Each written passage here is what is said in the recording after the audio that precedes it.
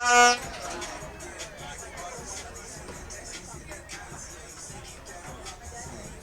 my phone? Where Where the hell is my phone?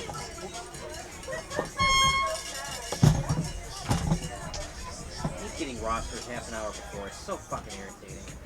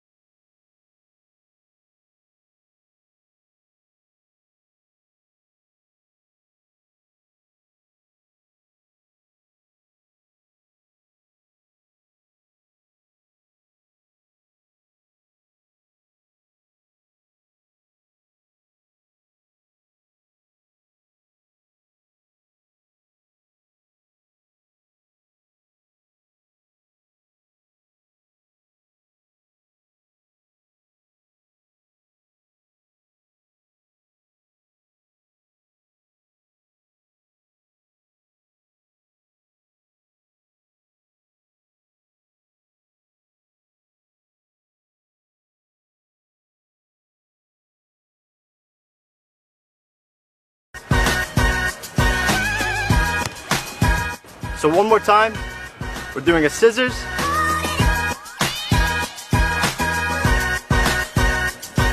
and then a quick double tap.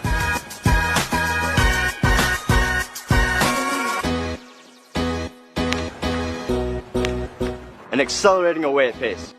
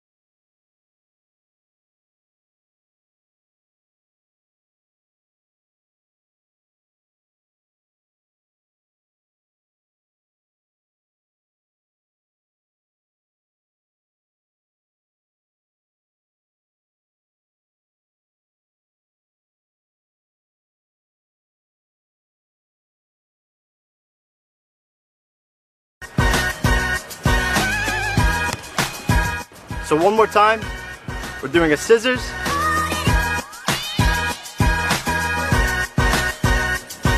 And then a quick double tap.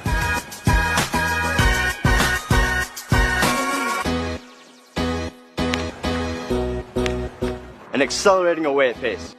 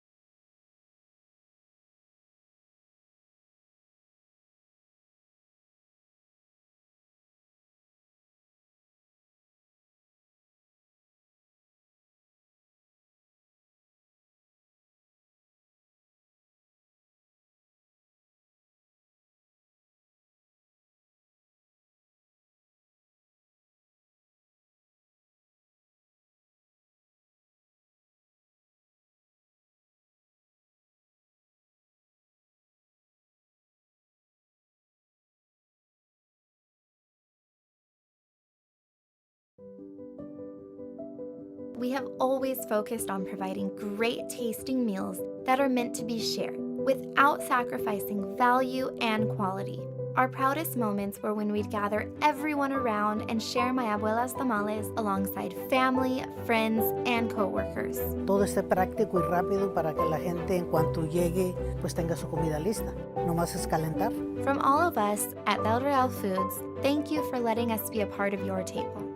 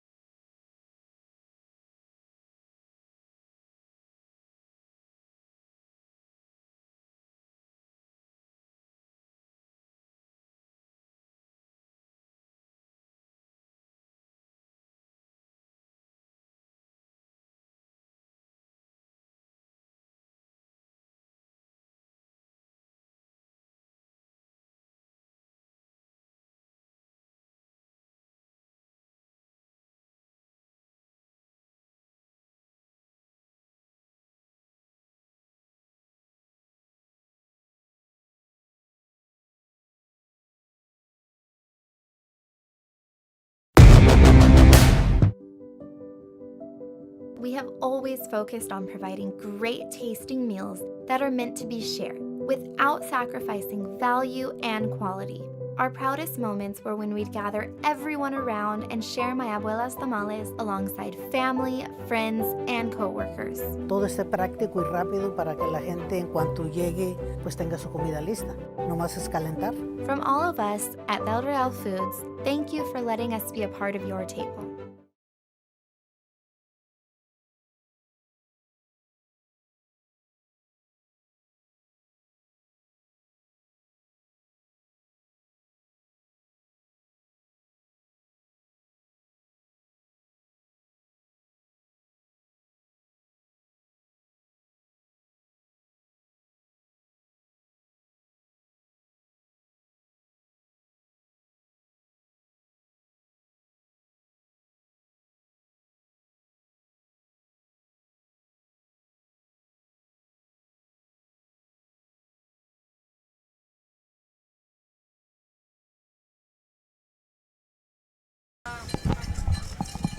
Good evening, everybody. Welcome to another production of SBS, a broadcasting network for everyone. I'm Kyle Smith alongside my partner and good friend, Bob Vilsaway. And Bob, it's winner go home. Winner advances to the quarterfinals. Loser, they get orange slices and juice boxes, but that's it. They probably won't get that. They'll probably get a beer and a taco afterwards. But you know what? We're missing the taco truck tonight. Last time we were here, they had awesome tacos at the end of the game. But this is going to be an exciting game. Detroit in the final 16, Chicago in the final 16. It seems like Chicago Nation is on a mission this year. A couple of years back, they did a great job in this tournament, right? But here they are again, and they just feel like they're a little bit stronger than before with more resolve and the experience. But Detroit, they got here, they earned it the hard way as well. So we expect this to be a fantastic match. Yeah, they came back in that game in the round of 32, and they won in extra time, 4-3. A very unusual soccer score, but they got it done. Meanwhile, Chicago Nation, they have not lost yet, partner, knock on wood. And they haven't lost at this pitch either. The only time they tied, though, was at this pitch. They're actually better on the road than they are at home. Right, and you were saying last time they played, Detroit won in the... Dominated them 3-0. Right. When, of course, the facility was different. You had pointed out. Right, it was indoor because hard to play soccer in the middle of Michigan in the middle of November, but it was an indoor game. You think that's on the minds of these Chicago Nation players as they try to avenge that loss today? Oh, you bet. And, of course, if they have video to watch, they're looking at it. They want to know exactly what those players are going to do and what they can do. But this is outdoor, warm weather. My phone says it was 73 degrees. The sun is really bright, and it still feels like a very, very warm 73 degrees. So the players are going to get sweaty really quick. But something I've noticed about Chicago Nation as we've been covering them for the these last X number of games is as the season wore on and as they get used to each other, their percentage of pass completions has just been going up dramatically, even against the better players. At the beginning of the year, it felt like turnovers, and it didn't matter. It was earlier in the year, maybe the teams weren't as strong. But as the year went on, Chicago Nation plays it the right way. They connect on their passes. They do send the ball, but they're connecting on their shorter passes a much higher percentage of the time. We'll see if Detroit has as much care on the passes to prevent turnovers. Well, this is the second time they played in the last year. Last time, it was in the round of 16. Here we go again. Could Chicago Nation continue their undefeated season? Regardless, we have to have a winner today, partner. It will go to penalty kicks if we're still tied after extra time. Yeah, I'm not going to assume penalty kicks yet, but both teams are not going to want it to go to that point. Both teams feel that they're strong enough to win somehow during regulation. But the thing about soccer, and probably more than any other sport, is that first goal matters more than any other. Whoever scores first, you can continue to press. And of course, that means what you've been doing is working. And if you have a goal scored upon you, then you have to probably change something. And it's really tough when a team gets a goal lead, especially if it's a later goal. The winning team can go into kind of a defensive shell. And when a team with 11 good players, including the goalie, wants to play defense, it's hard to score on you. Well, we will take a break. National Anthem coming up next here on SBS, a broadcasting network for everyone.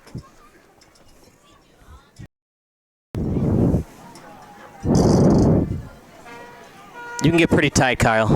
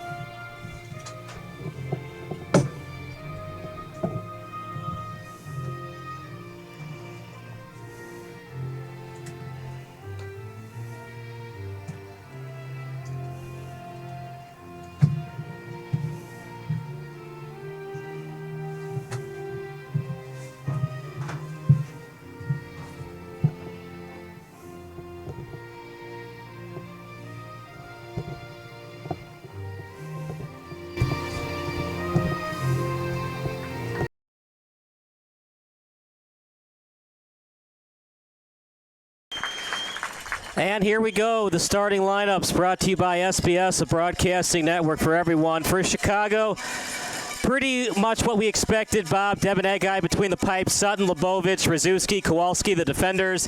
At midfield, Alvarez, Klabchan, Butler, and the forwards, Kapitanos, Bradley, and Shevchenko. And Bob, I want to ask you this question. No Dizdarevich until the quarterfinals. They didn't have him last week either. They struggled in the first half. They did not score in that first half. They scored 3 in the second half. Doesn't matter not having Dizdarevich, one of the best scorers in the entire Midwest Central Division. Boy, isn't that a softball question? Yeah, you better believe it. This guy's great, and they have to replace him. But Chicago Nation is a very, very deep team. So although they don't have him, it's not like he's their only goal scorer. But absolutely, it's going to be easier for Detroit to mark Chicago Nation without one of their best players for this game. It's very good news for Chicago Nation that he will come back for the quarterfinals, though. So if they win this, I'll say, Sweet 16 match and get to the quarterfinals, the final 8, then they'll have him back, and it's only going to help Chicago Nation when he comes back, unless he comes back at whatever, 75 or 80%. Yeah, that's the thing. Even if he comes back, is he even at full strength? And how can you utilize him? Can he even start if he's at 75 or 80%? Well, and that's the question. He may come in, let's say, for the second half. So just because he's available doesn't necessarily mean he's full strength and available for the whole game. And it could be he gets on the ankle or whatever, and finds out, no, coach, I really can't do this. But Chicago Nation is deep, so it's going to affect them, and it could affect them a lot. It's going to matter. Well, partner, I'd love to see Chicago Nation advance to the quarterfinals. I'm going to pick Chicago Nation 2, Detroit United 1, but I'm not confident at the way Detroit United dominated them the last time they played. That's not fair. You read my mind. That was going to be my prediction. Chicago Nation 2, Detroit 1. So now I have to pick an over or an under from that. I think we're just going to both have to say we got the same prediction going forward. That's a good choice. It's a good score. And I'll tell you what, I'll be a little bit different. I'll say Chicago Nation wins 1-0. That means Detroit doesn't score. It's a tall task for Chicago today. No Dizdarevich and no Adrian Graffin, who's been one of their better goal scorers, especially without Dizdarevich in the lineup. Now they don't have 2 players, but the good news is they have Zaha Shevchenko, 14 goals, one of the better goal scorers in the entire United Premier Soccer League. Well, one of the things about Chicago Nation that I like, and I can't speak as much for Detroit because we see Chicago Nation more, is there are a lot of good athletes, and they've certain just play positions. Sutton is a perfect example. He plays defense, right? But he pushes up to the midfield and even scores goals. So just because you are a defender, just because you are the goal scorer, doesn't mean you can't do more.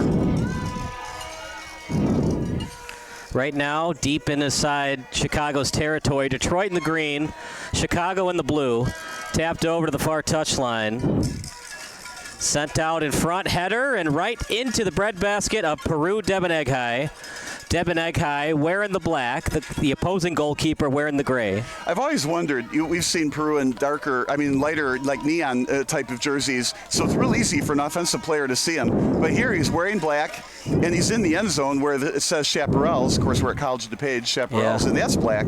So the offensive player might have to shoot at a goalie if they don't exactly see out of the corner of their eye. 45-minute halves, Bob. We have 3 to 4 minutes of extra time. In a playoff game, the officials are going to try their best to avoid PKs. Well, I'm on record. I don't think the officials try to do anything other than call what they see in front of them, right? So they don't really, as much as you feel like referees and officials have control of the game and they can control, who wins, that's in the NBA. Here, they just call what happens. Right. I'm saying we might see 100 minutes of soccer today to try to avoid the PKs. Remember in that FIFA World Cup, we saw, 116 minutes of soccer before we finally had to go to the PKs of the World Cup final. Yeah, I think the referees there had stopwatches, though, and there was an awful lot of play stoppage and injuries and those kinds of things, so that's what they felt like they needed to do. I don't think they were trying to do that to avoid a tie. It's just, that's what the game dictated.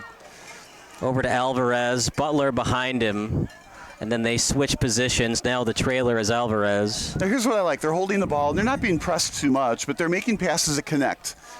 Like I said, they're making passes that connect. Oops. Yeah. Well, it's going to be a tall task for Chicago. It's probably the best team they've seen. That includes Wisloka, the only team to tie Chicago this season.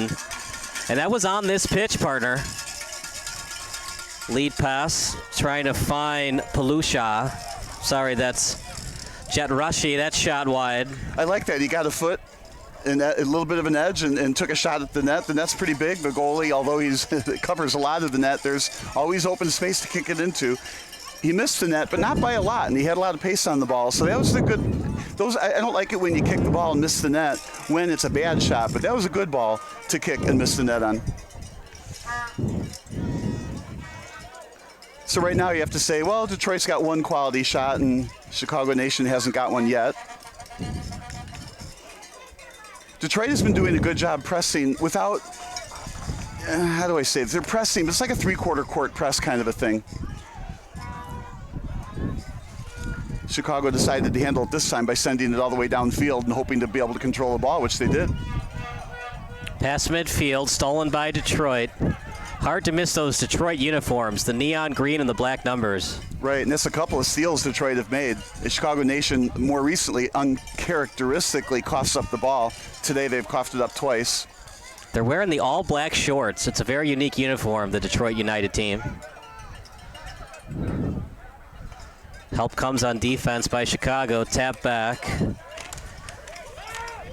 As Detroit trying to get the win to go to the quarterfinals. Watch out for Leonardo Abanizio, one of their better players on this roster. 35 yards away from the goal. And stolen away by Chicago. Lead pass to Capitanos. But he's double teamed on the play, trying to clear is Detroit. And then tapped out of bounds. A throw-in awarded for Chicago. Yeah, it was touched by Capitanos on the way out. Very clever defensive play by Detroit. At least it grazed Capitano on the way out. They get the throw-in in their own zone. But Capitanos is one of the faster forwards, and Detroit had two guys ready and waiting on that send. Throw-in coming up. Played by Detroit, stolen away by Sutton. Great anticipation by Sutton, I might add. Now here's where he's a defender, but he's in the front third here. Tap back over to midfield. I like this. I like that some players let the ball run for them. They've switched sides. Then over to the sideline. Detroit trying to steal. Rzuski plays it. Now played by Lebovic. Good kick that time to Klavchan. He's trying to feed it. Trying to feed it that time to 15. And now back over to the touchline. Out in front to his left foot. Shot, not much on it. Loose ball. Goal!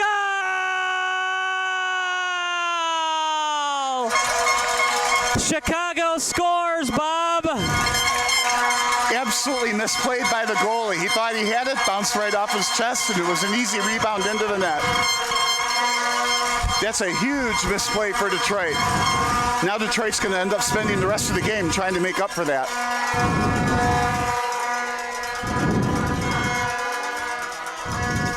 What a goal that was. They get all the momentum early on in the game, but a huge mistake by the goalkeeper, Parter. That's one you got to have. Not much on that shot. It wasn't even a hard shot. It was a three-hopper into the breadbasket, and he just missed it. That's exactly right. It should have been covered up. He thought he was going to cover it up. The ball rebounded out, and that's why you always assume there will be a rebound, and you kick it in. Kind of reminded me more of a hockey shot where you just hit it at the goalie low, let it hit the pads, it'll bounce out and get the rebound. That's what that actually looked like. I thought for sure the goalie had that. Well, it looked like he just missed it. He wanted to get more on it, more velocity on the shot. Well, what a time to let a bad goal go through. There's a trip from behind. There'll be a free kick from there. But yeah, that's going to be a long chase now for Detroit to get that goal back, let alone two. And if any team needed it, I think Chicago needed to score first more than Detroit. Like I said, this was a Detroit team that absolutely annihilated them earlier in the fall. And well, I don't know if 3-0 is annihilation. If you watch the highlights, though, it was all Detroit all the time. Well, they certainly are good, and now down by a goal, they're going to be pressing more than they have been, but we'll see. They were pressing for the first part of the first half already. Huge goal, though, especially without one of your stars in Dizdarevich. You get an early lead. Yeah, and of course, that makes my prediction right on. Nobody can score the rest of the game, and then I can say my prediction was correct. Remember, it's all about me. Bradley credited with the goal. He's a late addition because no Graffin in the lineup today. Well, that's a way to earn your starting spot. Graffin might lose his job, Bob.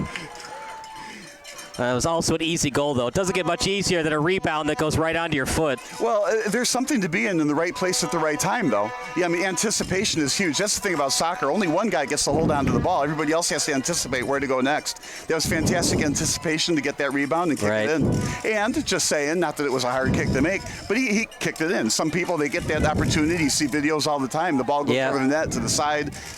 Miss kicks it. All kinds of stuff happens. No, not this time. Well, if Chicago Nation wins, they'll play here one last time on the 22nd. If they win that one, if SBS broadcasts, it would have to be on the road for the semifinals in Virginia. You have to get our plane tickets. We could drive it. I've driven to Virginia before. You almost sensed it, though, partner. Detroit was late getting here. They didn't have a big warm-up. As of 6 o'clock, they only had 8 players warming up.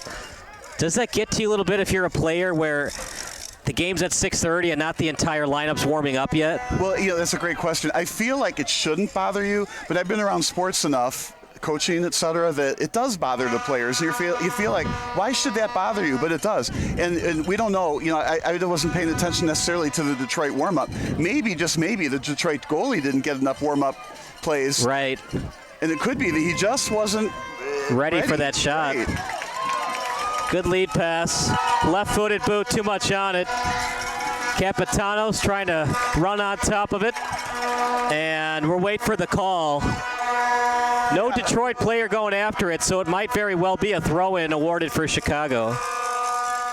Well, when you said there was too much on it, too, Capitanos is a speed merchant over on the left side, so that's who they were going for. And if he didn't have too much on it, it would have been a real argument for the ball. But as it was, Chicago gets the corner kick out of this and another opportunity. So with a 1-0 lead and a corner kick, it's looking good for Chicago. Alvarez will take it.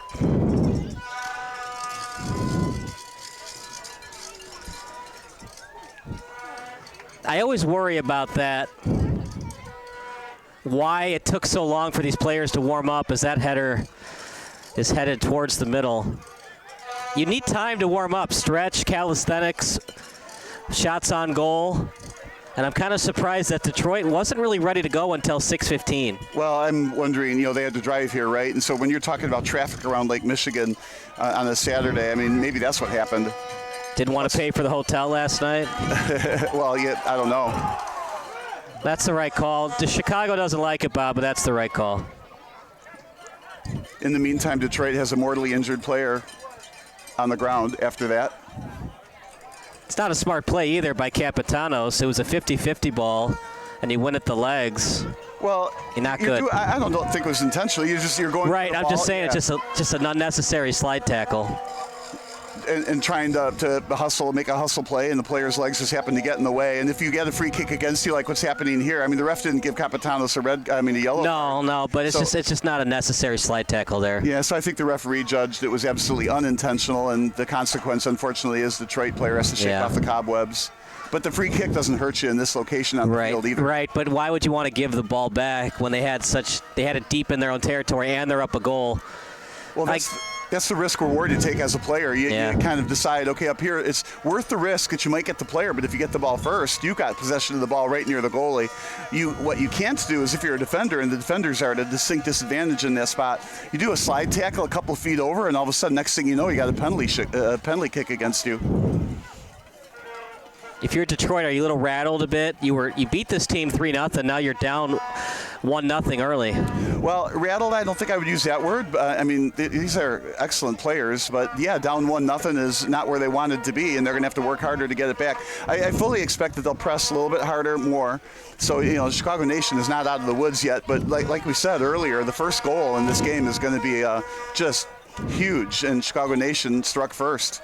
If Michael Sana gives up another goal, it's a playoff game. Would you go to the bench, put in the backup goalkeeper? No, I'm going to go with the goalkeeper that got you here, even though it was a bad goal initially. Even if he gives up another one, and it's even though that goal happened, there's culpability on the defense as well. Right, but still, it wasn't a hard shot. You got to have it.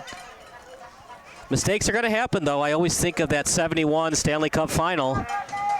The Hawks were up 2-0, and then the slap shot just barely passed the midway line. Did you say 1971? Yeah, do you remember it? The Hawks were up 7-2-0. I was 12 years old. I was probably listening to it on a transistor radio underneath my pillow, so my parents didn't know I was listening to it. You didn't watch it on NBC? No, I would have been in bed by then. I think it was a Sunday afternoon game. Oh, well, then I probably saw it. Anyways, the Hawks were up 2-0, and it was either Maurice Richard or another Canadiens player. Just barely past the midway line, and Esposito missed it. And the Canadiens scored twice more and won 3-2. And that was Game 7, and the Hawks blew it, and they did not win another Stanley Cup until 2010. Until a whole new regime. And there were a lot of Hawks fans that were not happy with Tony after that game. But mistakes happen with every goalkeeper. Here's another send on the right side this time. But if you ever have time, Bob, take a look at that play. You always wonder, how did Tony miss that one? Well, sometimes goals happen. I mean, nobody is perfect, even at the professional level. And then you could always ask goalies like Tim Howard, Tim, how'd you make that save? And he'll say, oh, yeah, I did this, and I worked on this in practice. But sometimes even the goalies don't know how they made that save. Sometimes it's just luck. Well, last week, the Goshen goalie made some just standing on the head type saves, just amazingly in the way of some really good Chicago Nation shots by rights. That score should have been a lot higher. I almost thought Goshen was going to win because after Graffin just barely missed the net right before halftime, I'm like, I don't know how many more shots Chicago can take. I thought Goshen might sneak by with a 1-0 win, and Dauphin Saker would be man of the match. But, of course, Chicago scored 3 in the second half. They look pretty good today. Up 1-0. Little tap kick. Sutton gets hit in the head with it. Both players going after the ball. They'll call that just simply a...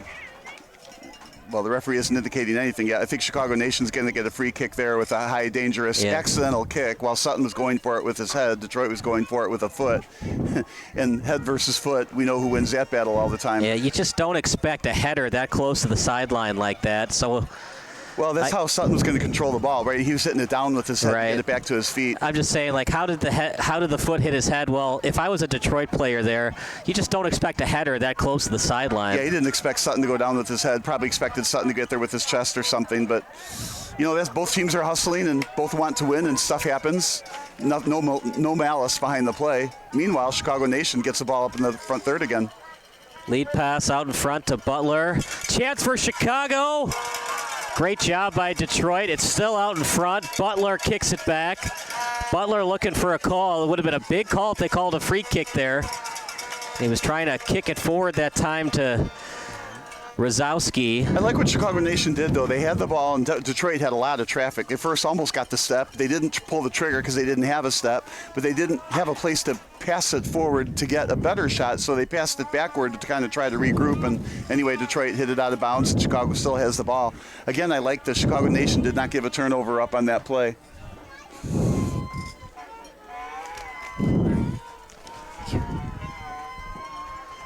Out to the sideline. And it'll be a throw-in awarded for Chicago. If there's anything wrong with the stream, let us know. Yeah, it's not the same throw-in. It's not a replay. It was just the ball went out of bounds, same place. Should be a handball, no call. Shot blocked.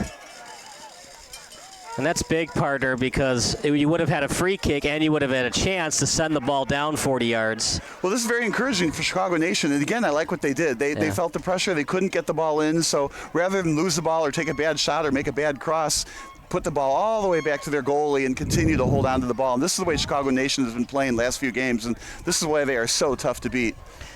Okay, you're a ref. Let's say you call the handball there on Chicago. Well, let me start by, you saw it, I didn't, so I wouldn't have called anything. Well, you should have seen it.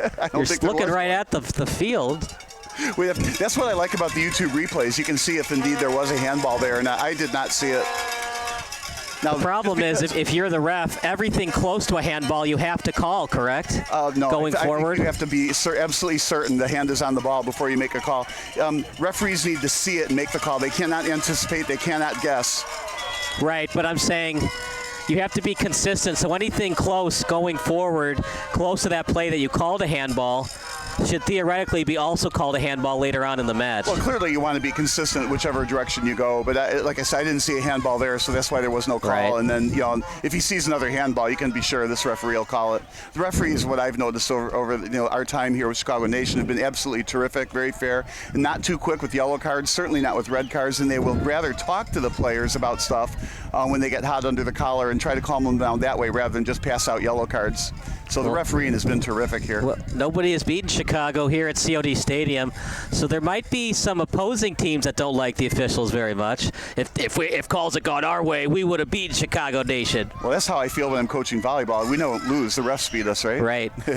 It's never the player's fault. It's always the refs or the parents' fault. Right. And Angel Hernandez's fault if it's baseball. Well, I'm very impressed by what I've seen from Chicago Nation. They have kept the ball clean from shots at Devon Egg High. Really, besides the early couple of minutes of the match, Detroit United has had all kinds of problems getting the ball past midfield. Yeah, you're absolutely right. Chicago Nation is playing terrific on defense. Lead pass, Lebovic reads it, trying to steal. Here comes Detroit. On his right foot, Lebovic from behind. Detroit doesn't like it. Could have gone either way, Bob, but I think it was clean. Well, you got the ball first. If you get the ball first, you have no argument. Now, their Chicago Nation just fell. I feel like that was an embellishment. But nonetheless, they get a free kick in midfield now. But, yeah, Chicago Nation unfortunately got beat on that play and then was able to somehow get from behind, get the ball first. But if there was a problem there, it was outside the goal box, so it would not have been a penalty kick, but it would have been a very tight free kick. All you ask for as players and fans, consistency. We have an injury on the far side. That was the tackle from behind. Detroit doesn't like it, and you could almost understand why Detroit is not happy. Did he get ball first, Bob? I think so, you think so. But all that matters is what the ref thinks. He thinks ball first, and we have to move on. But Detroit's like, okay, you don't call that one, but anything close to that you can't call either. Got to be consistent, right? Well, yeah, but I'm not on record to say the referees here are inconsistent. Right, I'm just saying that's what the players are arguing. If you don't want to call the foul there, fine, but anything close to that you can't call either. You sometimes make the analogy to the strike zone. That's not a strike on this pitch. Well, it can't be a strike if it's exactly thrown there on the next pitch. Stolen away by Detroit. Here comes United. Oh. No look pass. Good idea. He was trying to feed it to Lopez. He just wasn't ready for it. It's never a good idea to do a no look pass and have it intercepted, though. Right. But his trailer was there. Just the trailer, for some reason, wasn't ready for it. Went the other way, right. Out to the left side. Left-footed boot out in front. Reading it well is Chicago. That's Rzuski. Sends it out. Throw-in coming up. If this goes to PKs, Bob, is it advantage Chicago or advantage Detroit? Yeah, with these two teams, this would be one of those. You go to Las Vegas, and that's what they call a pick'em. So it's 50% either way. There's no advantage to either team. I mean, you might argue Chicago Nation has one of the best goalies in the nation, so maybe they get a slight edge. But I don't know how much a great goalie can stop penalty kicks any better than an average goal. It's all up to the player and the location on the kicks. Missing Dizdarevich won't help. They still have Shidchenko. Alex Bradley is the only one that scored in this match. As that lead kick out to the right, Sutton went after it, as did Adriano Giarratrucci. And I like that they had another soccer ball right there by the net. In the meantime, nobody's bothering to chase the one that did get kicked, even though we've got 3 kids behind the net under the College of DuPage sign over there. One of them has to go get that ball. Out to the sideline. After it is Clavjan. Did a great job to knock that ball down while he was harassed and the ball was in the air. Look at that kick by Butler. One-timer to the other side. Shades of Messi on that kick. Shidchenko, the product from Governor State, out in front. What a pass that was by Shidchenko. Deflected, and it will be a goal kick for Sana. No, it's a corner. They're going to say it was off Detroit. Right. Got kind of a break, trying to pass it back to his own teammate, right? But Detroit got in the way and just bounced funny. I mean, Detroit would like to have that. Well, maybe they wouldn't want to have that back because you don't want to give Chicago the ball where it was going to go either. Right. Yeah, but anyway, so now they have to survive this corner kick. So Chicago again with the lead, 1-0, and the corner kick, and more time is gone. And if you're Detroit, try to clear it away from in front of the net. Well, of course, and then, counter if you can. These are great opportunities for corner kicks to score, but it's also great opportunities for counter moves like this. Yeah. Now, Nation did a great job to slow that down. If you're Chicago, look at that pass. Is he still They onside? called it out of bounds. Wow, that was a nice pass. But if you're Chicago, you're up 1-0.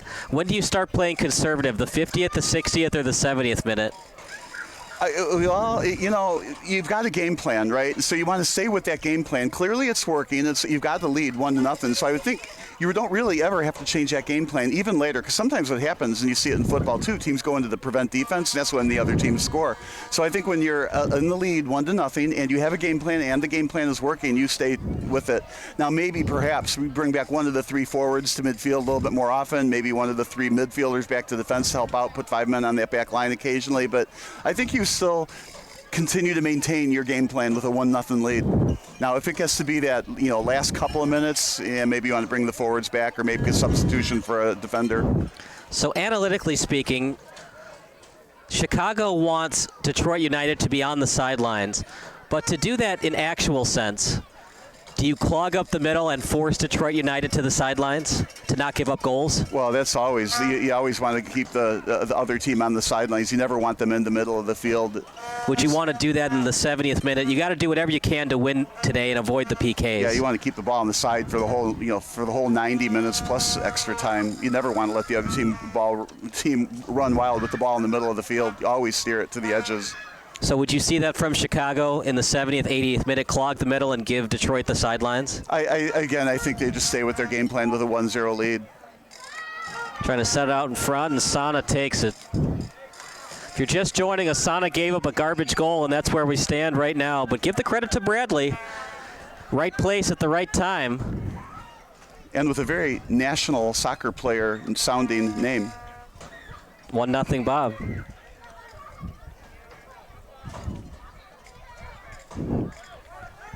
Well, if Detroit had won, Michael would have gotten a free sauna, but not so much anymore. A free sauna? Yeah. Huh? Why? Because if they had won, you always give your goalkeeper a free sauna, right? Oh. A free hot tub. I didn't know about that. See, again, Chicago Nation, don't pass it forward. Nobody was open. Pass it back. Keep maintaining the ball. Look like a tackle from behind. Yeah. They'll get a free kick there. Yeah, ill-advised slide tackle, but that's if you're going to commit a slide tackle, between the 40s is where you want to do it. Yeah, it's midfield. It doesn't cause too much damage in the grand scheme of things, although it's the middle of the field that we were talking about. You want to keep it out of the midfield if you can, but nonetheless, you do need to stay aggressive, and he thought he could maybe tip it away from the player and get a steal. Chicago, has had so much control of this game. Again, if you were to put a chess clock on this, Chicago Nation is winning. Is the pressure more on Devin Eghai or Sana? That's a great question, right? With a 1-0 lead, is there more pressure on you or a 1-0 lead the other way? I'd absolutely say Sana because he's struggled a little bit. Kind of a bad goal, you would say. And if you give another one, that would probably do in Detroit United. Yeah, I'm not convinced that one goal is not enough here, but here's a break. Great move. Inside the 20, look at that lead pass.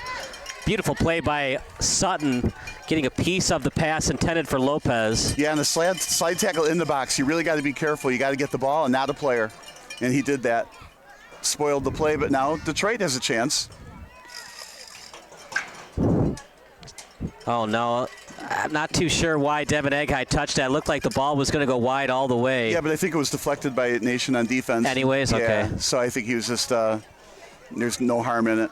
All right, I thought it was a clean shot. Yeah, well, again, that's why I like the YouTube replays. Just play it back and see. I can't tell you when we go home how many times I play back plays when we're doing this, and I want to see what actually happened after 10 times replaying it over and over.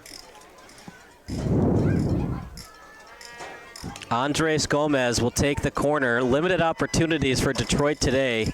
They've just been pretty much shut down since early on in the match. Yeah, but here they are down the goal with a corner kick, so it happens quick. Out in front, header, and it was actually headed by Chicago. Sutton after it. Sutton knew it, and that's why he hustled his tail off to get that ball. He'd rather have possession than give up a throw-in, but better a throw-in than a corner. Yeah. Detroit Taking loaded it will build. Detroit loaded the box with 7 players too. They're looking for that goal. Christian Margalage on the throw-in. Capitanos wisely just kicks it straight up. Great hang time on that kick. There's an interesting kick. Oh my goodness! Very interesting kick. A high pop-up on goal. If Devin Edkai is too far up, it could go over his head. It's easy to misjudge if you let it bounce. Was that a great kick or a mistake by Devin Edkai?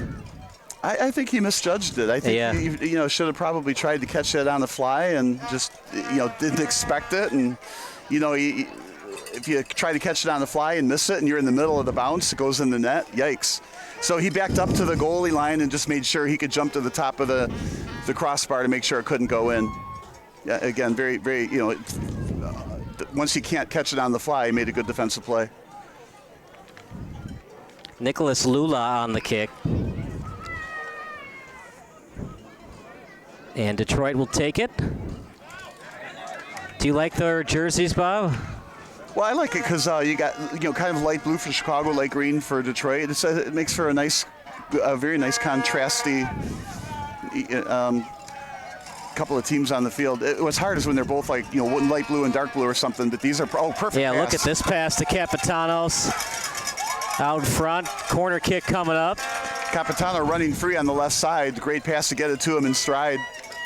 So one would say you're green with envy when it comes to Detroit's jerseys. Oh no, but I do like these 2 colors. For years, everybody was just a dark green or a dark blue or the same red but now these are. I mean, I hesitate to use the word pretty jerseys, but they're real pretty. They're classy. And if Chicago somehow loses today, their fans would be very blue.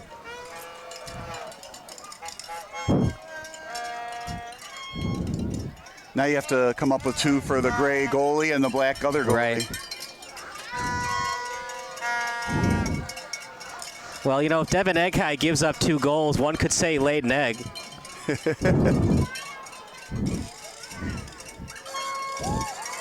Lead pass, trying to find Alvarez. That went through, I thought, clean.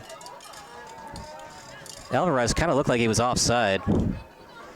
Anyways, it's a goal kick awarded for Sana. Might also be pronounced Santa. Feel free to go on the live chat. Let us know how it's pronounced. Yeah, I think it's Santa. It's probably not Sana. Yeah, I don't like Santa. We're calling him Sana. But the coach was clear at the beginning of the game. He's like, pronounce the names any way you want. And I'm like, what nationality are these mostly? And the names that have silent J's in it generally are Albanian.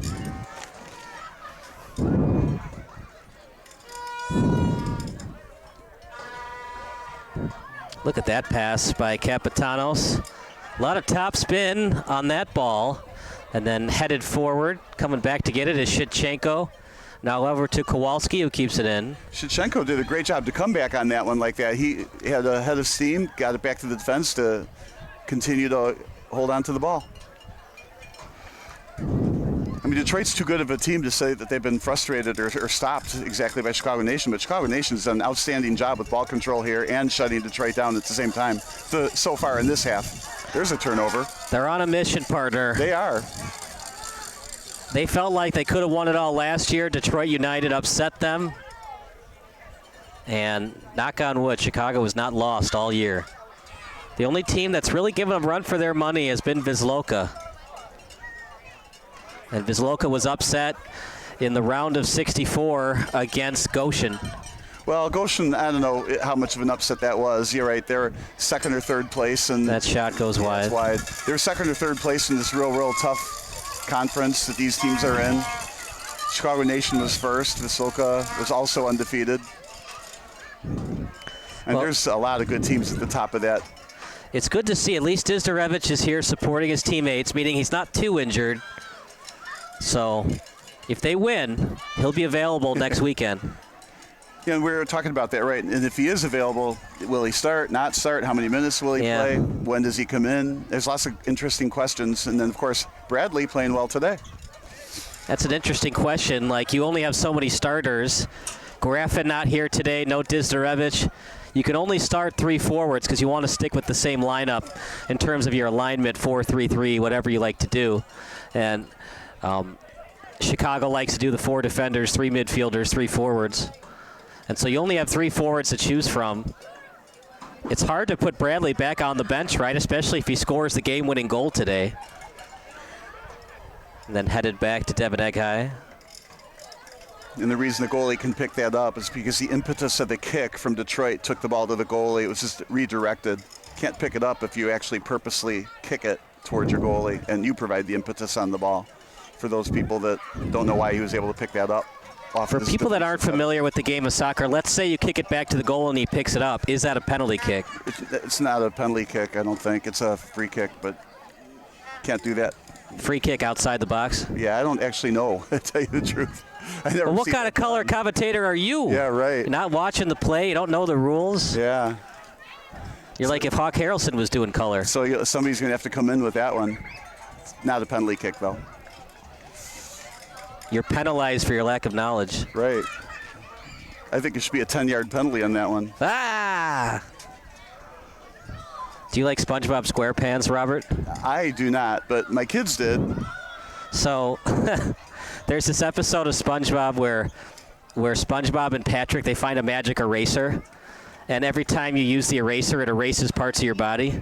Okay. And every time they erase the parts of their friend's body, they use terrible puns. So SpongeBob erases Patrick's eye, and he says, "I see what you mean." And then Patrick erases SpongeBob's stomach, and then Patrick says, "No guts, no glory." You might have been watching too many cartoons when you were young. Too much TV, no such thing. I had Rocky and Bullwinkle when I was growing up. What was that, back in the 1800s? I think so. Lincoln was watching it with you? Don't ever watch the Rocky and Bullwinkle movie. You'll be disappointed. Yeah, I never did see it. Although Piper Parabu's in it, and whenever she's in a movie, it's always somewhat of a plus. 1-0 score. I was close to a handball, but good job by the Detroit player, avoiding using his hands. Inside the 10, lead pass, tap kick, try, great save by Devin Eghai, Sutton on defense, save of the game, Bob. Oh man, that's also a pass of the game as well. He put that over the defenders on the far side. It wasn't just a header, it was a kick. Devin Eghai did a great job to maximize his body to make that save. But you know, a little bit different shot would have gone in. What a fantastic pass. That belongs on every highlight film. Well, Detroit's had limited opportunities, and the ones they had, both players going after the ball. Meanwhile, it's over to Butler. And now playing it is Klabjan. That might have helped wake up both teams. Definitely woke up Devin Eghai. Yeah, save of the game for sure. But a pass, I mean, what a terrific crossing pass. Injury on the pitch. Meanwhile, Bradley shot. Oh! Bradley almost scored his second goal of the game, Bob. You know he wants that one back. He had a clean shot. The ball was bouncing. He had the far side of the net wide open. All he had to do was kick it in there, and unfortunately just went a little wide. So when it goes wide like that, he had the ability to put it where he wanted on that play, and he just respected the goalie too much, so he's trying to feed it more into the corner. That's a play where, like you said, he'd love to have it back and kick it more toward the middle of the net and take his chances on if the goalie could have read it and gotten over there or not. But what a great play to get him wide open. This kid can play. I'm going to start calling him Rad Brad, because his shots are quite rad. We call Shidchenko the secret weapon. Remember, Shidchenko started the year off the bench. Yeah, I hardly think he's a secret weapon. He is not anymore, weapon. But starting the year, I mean, he didn't even start, and he scored the go-ahead goal at the time against Springfield FC. Well, and Bradley has the go-ahead goal so far here. Alex Bradley does, not Shidchenko. Right, Bradley has the go-ahead goal here. Bradley University would be proud. Capitanos getting in the way of that, but he was the last one to touch it. So throw-in awarded for Detroit.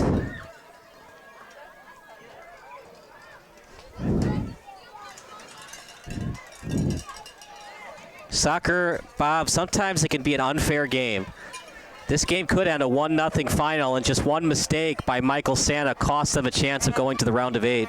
Well, and that's the thing about soccer. There is some just bad bounces sometimes, and you don't get a whole lot of chances to make up for it.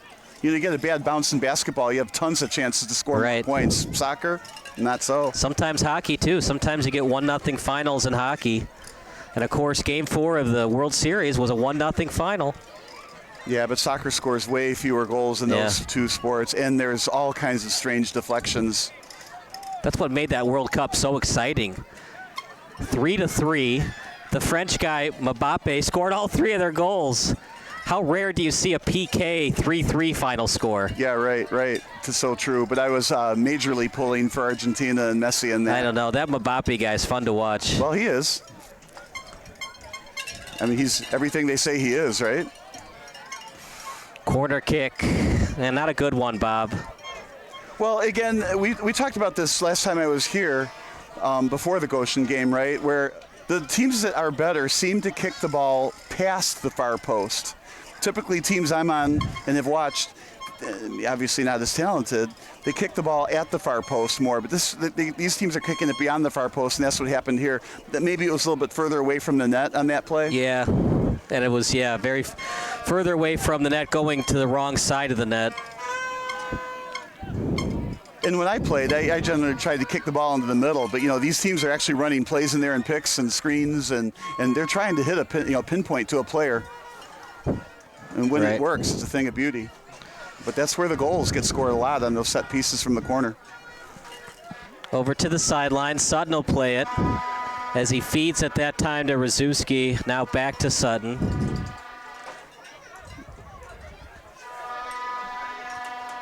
Over to the sideline, played by Detroit, header by Butler, off the foot. Great play by Lebovic, back and forth. We go kind of a ping pong game right now. And then Sutton kicks it forward. Yeah, Sutton started that ping pong game. He sent it from the defense rather than bring it up slowly and deliberately. It's kind of unusual for Nation to do that, but they did. And then Detroit did the same thing back, and it became, like you said, a ping pong game.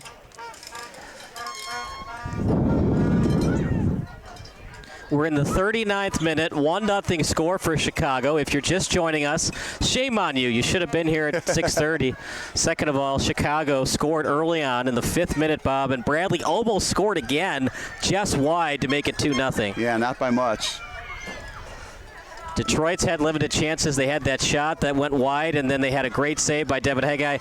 What do you think of that decision there, Bob? I don't like it because it just gives the ball right back to Devin Hegai. Well, and I've been on record on some of these games, right? But I feel like that's just an easy turnover. But there was a player, he was looking to make it a far post pass. It just didn't get enough of the kick. So that was just a pass that went too far that turned into what ended up being a shot. It'll be called a shot, but it was really a cross pass that went awry. Over to Lopez, left-footed boot. The opposing number 9, and Alvarez got it. Alvarez trying to keep it in.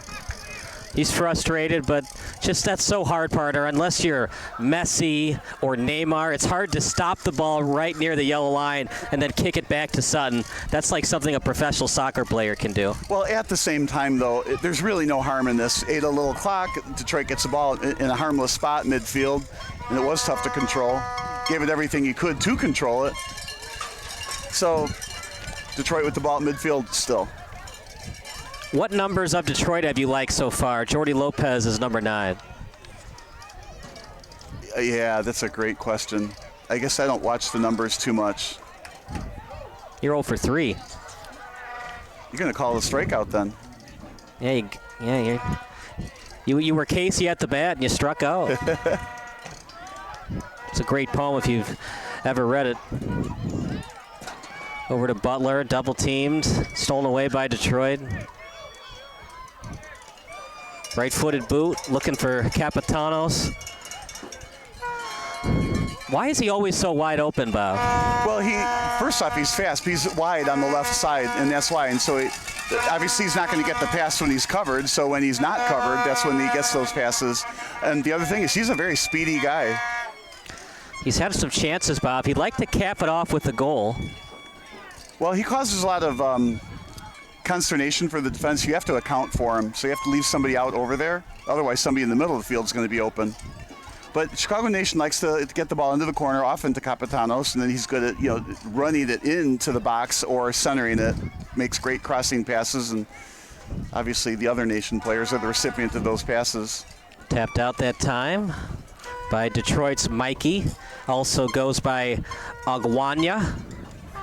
Yeah, we were getting the names earlier, and I looked at that one and I couldn't even begin to pronounce it. And Chukwudi Agwanya. Yeah, so the coach says, well, he likes to go by Mikey. I don't know. Mikey's kind of lame. I like Agwanya Lame. better. You're calling his name lame? That's not even his real name. It's his nickname.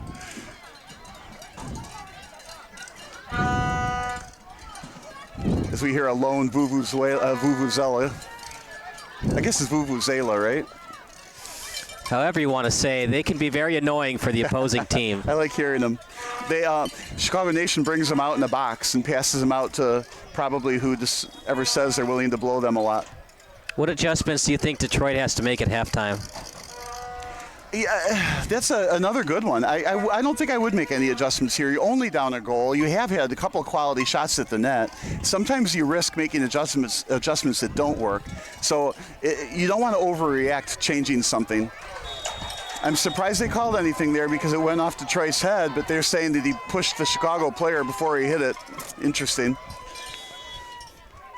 They're going to talk it over. Yeah, I'm a little surprised that was a whistle, but the Chicago player is still hurt on the deck, so the referee being closer to the play than me. But I don't think I would make adjustments if I'm Detroit. Even though they're down by a goal, it was a bad goal, right? And Detroit has had some quality shots, and the only other real good shot that Chicago Nation has had is that one from Bradley. So I'm talking myself into saying, don't make adjustments, but you're going to have to push harder. You're going to have to, the soft things. You got to communicate better. You got to pass it to more open people. Just a couple, 2 or 3 fewer turnovers, and hopefully you can get back in the game that way. I don't think you got to change from whatever you're running to a 5-2-3-1 or a 4-2-4 or 4-4-2. Yeah, I don't think you need to change your organization. Just you got to execute, and that bad goal, unfortunately, is the difference in this game. And not that Devin Eghai's been perfect today. He almost gave up a garbage goal in his own right. Garbage goal on that fantastic pass? No, before that, remember the one hopper from the 40-yard line that he misjudged? Yeah, it just didn't look good. Do you think that ball had any chance of going in? I mean, it was close. It just barely went above the crossbar. Yeah. But, he could have obviously then totally misplayed it and still wouldn't have gone in the net. Right. So well, we'll never know. Yeah. Well, we do know the ball went over the crossbar. And because he misjudged it, he didn't touch it. If he had touched it, as a yellow card awarded, it's in favor of Chicago. It's against Detroit. Oh, he must have said something the ref didn't like. That just changed the complexion of the game. He's tossed. Red card. There goes Mikey. Yeah. Bad decision, Bob. I don't care if you don't like the call. You just can't say anything to the ref. He had to have said a magic word. That was just too quick. We're yellow, then red. I'm not sure the play warranted yellow to begin with. Got to play that back, but he got the yellow. And then obviously the player had to say something to the ref, and the ref says, look, I'm not taking that. You're out of here. What's the old saying? You can't argue balls and strikes, and in soccer you can't argue yellow cards. Well, I think you can argue the yellow card, but you have to argue it professionally. All right. There had to be a 4-letter word involved. A magic 4-letter word involved. We'll never know, but that's a huge. When you're in the round of 16, I think that's when you let a little of that go. For the refs, you mean? I would not have called red on that, no matter what he said. Well, technically, it's zero tolerance. You say the magic words, you're automatically gone. The officials don't have to tolerate it. Yeah, was that the same player that had the header on the other end? I mean, he might have had some choice words for the ref then, and then. The ref didn't like it, and then he heard it again and decided, it's enough of you. So if you're Chicago, now you're up a man. Do you just want to play conservative the whole game, knowing you're up a man, and it's going to be harder for them to score? Well, that's one way to approach it. But again, like we were talking, I don't think Detroit would have. Now they have to change their here we go. Klavjan over to Bradley. I think Chicago doesn't need to change their game plan at all. They've got one less defender to worry about now, so somebody's always going to be open. It's Detroit now has to change something with one less guy. Is Bradley your go-to guy to send it to in front of the net?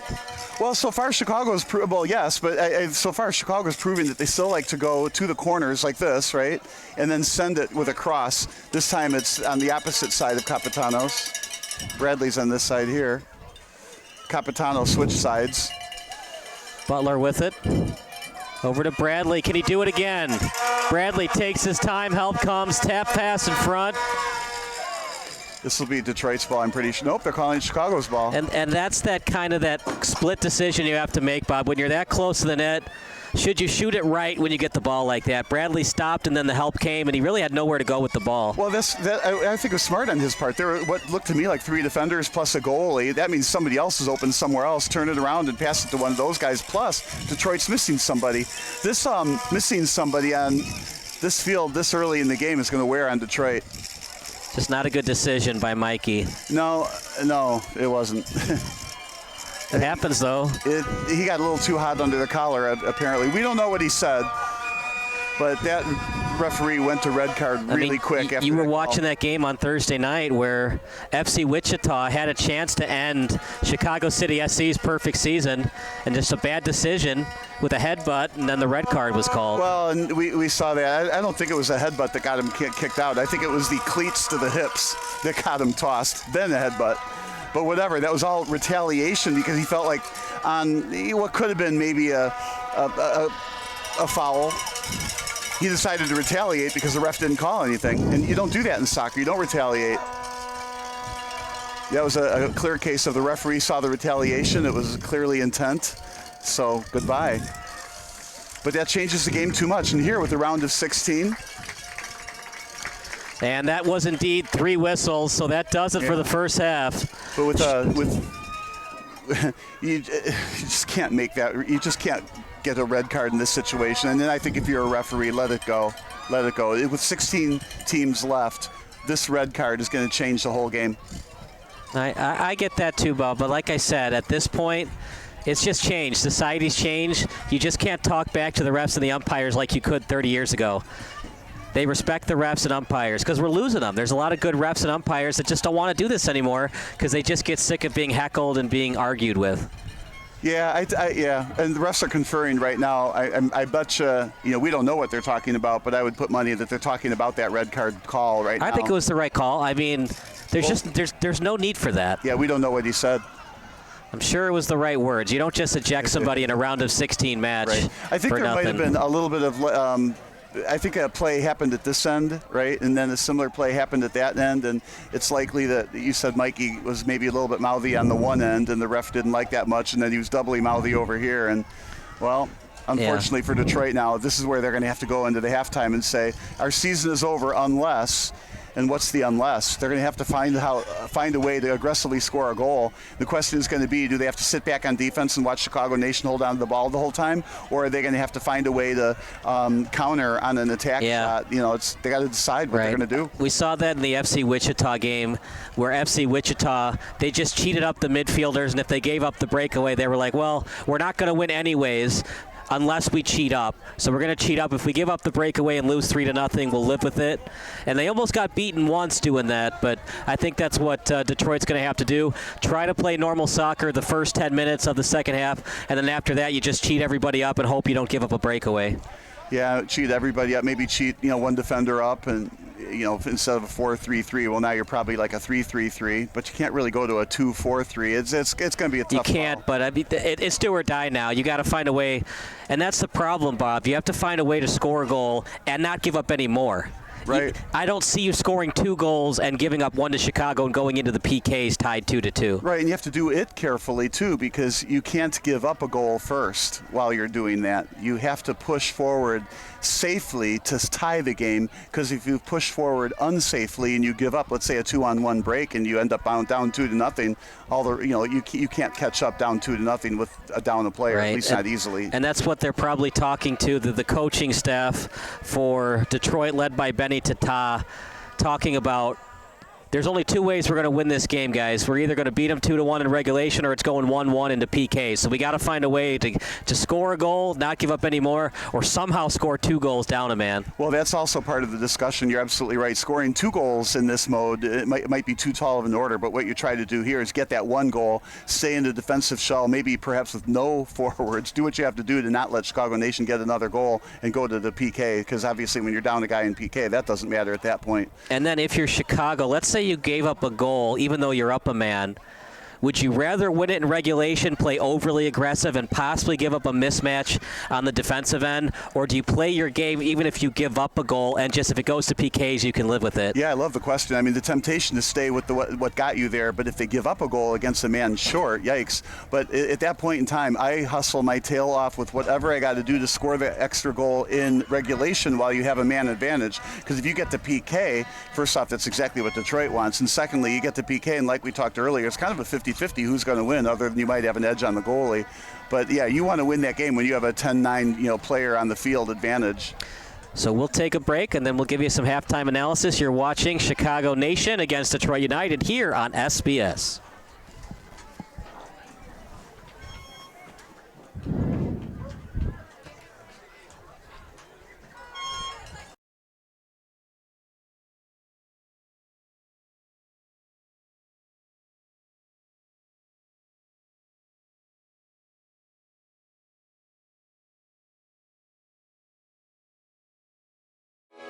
Sports Broadcast Solutions is a broadcasting network for everyone. SBS offers live telecasts on Channel 59.3, YouTube, or Twitch. We include pre- and post-game interviews with the players. You know, I started in the locker room. All the boys were getting going before the game and stuff, and we kind of found a little click at the beginning of the game, so I think that's what got us going. We also include digital live statistics, play-by-play commentary, team highlight reels, and even more than that. Go online to sportsbroadcastsolutions.com or search Sports Broadcast Solutions on YouTube. SBS, a broadcasting network for everyone.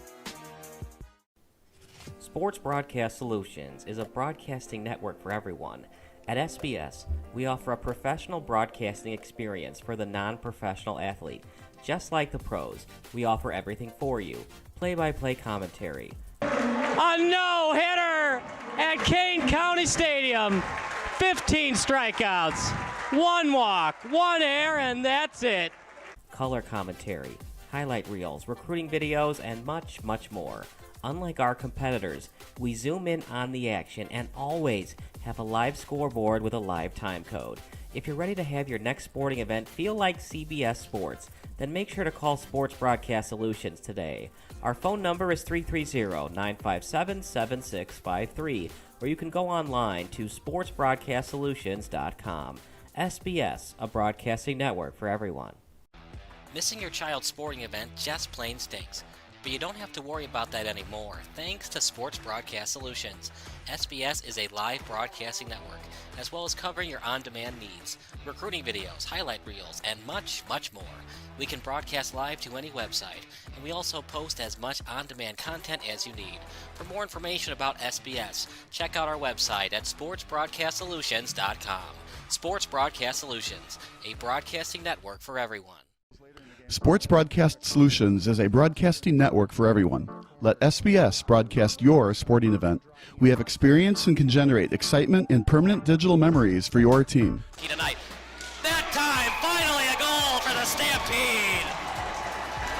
We have professional videographers using high-definition modern-day cameras, color analysts, and play-by-play announcers with state-of-the-art, classy graphical scoreboards to keep you updated. Plus, we have commercials to advertise your team, club, or sponsor, and us. Plus, we do pregame and postgame interviews. Hi, everybody, and welcome to the postgame show brought to you by Marion Central Catholic. My name's Kyle Smith. Well, my name doesn't matter. These young ladies matter. It's senior night as the Hurricanes win a battle down the stretch, 48-46. Hi, I'm Carrie Kramer. I swim 50 breast, 50 free, and 100 back. Whatever your sports broadcast needs, we are at sportsbroadcastsolutions.com. Check us out and become part of the digital sporting world. Sports Broadcast Solutions is a broadcasting network for everyone. Instead of spending hundreds or thousands with all these college recruiting sites, let us put together your college highlight reel.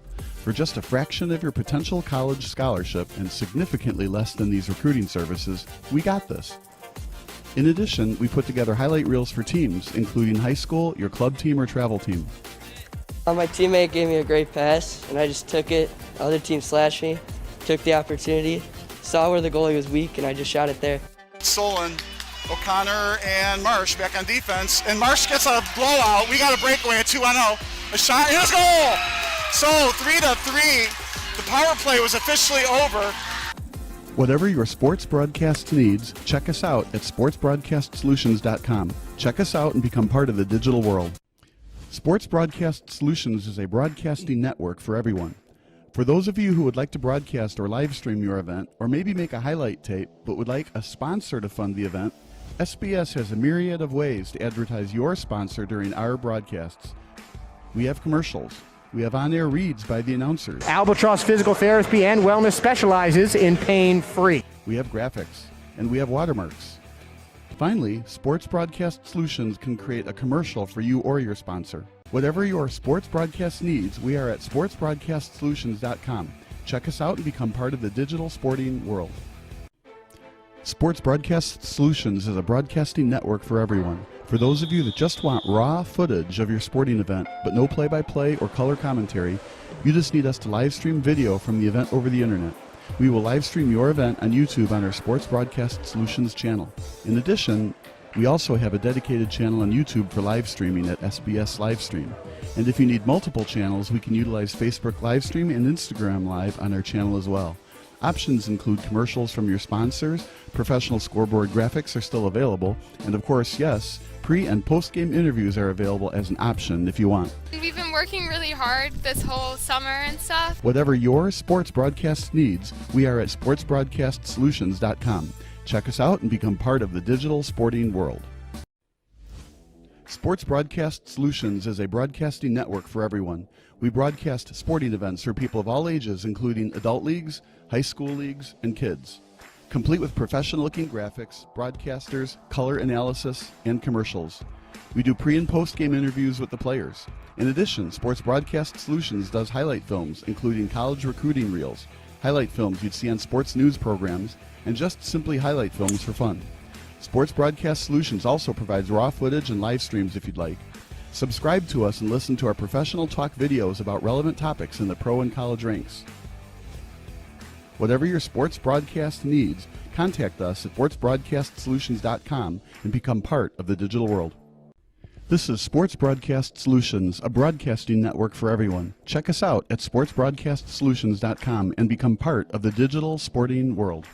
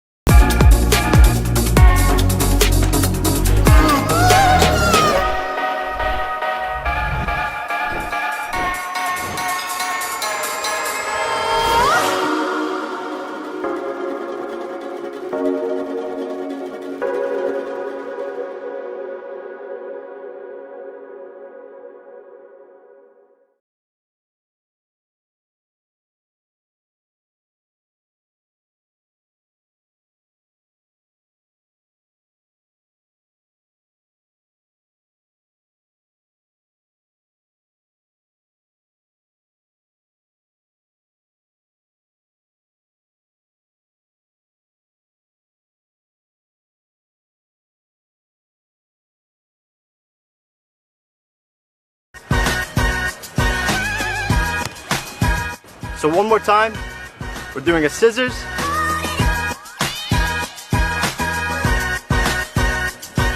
And then a quick double tap.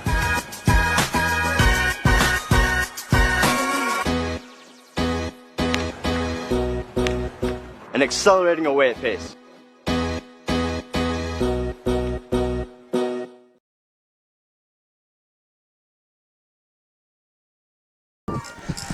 Back to the action at SBS, the broadcasting network for everyone. And Bob, it's 1-0. Alex Bradley, the difference maker. Alex almost scored. Detroit almost scored. Great save by Devin Eghai, a wide shot for Detroit.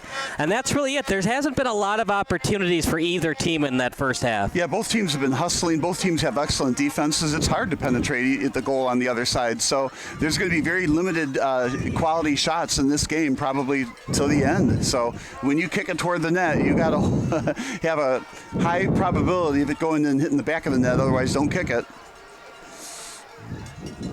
So for Chicago Nation, partner, they're up by a man the rest of the match.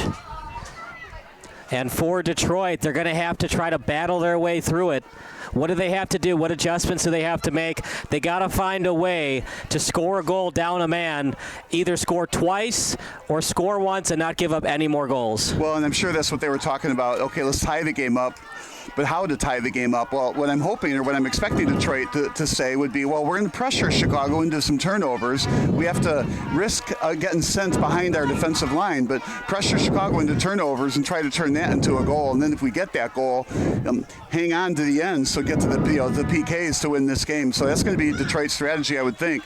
In Chicago, I don't think really should change anything, but the advantage on not having an extra defensive player for Detroit is going to wear on Detroit, and Chicago is going to try and get a second goal during this process. And again, whoever scores first at this point is a huge advantage to win the game.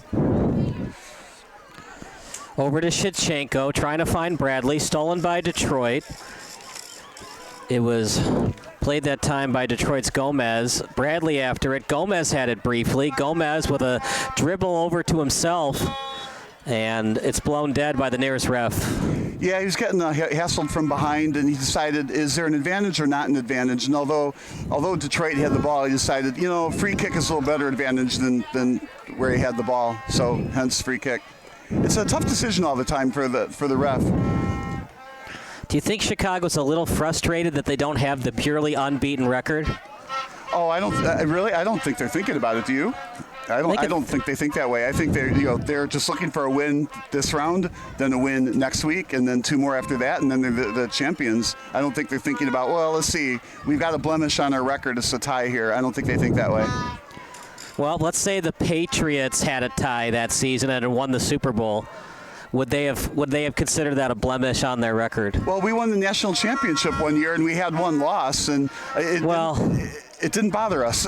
I mean, sure. A loss is different than a tie. Yeah, but sometimes that, whether it's a loss or a tie, it sometimes wakes you up a little bit. You're not as another free kick there, push from behind.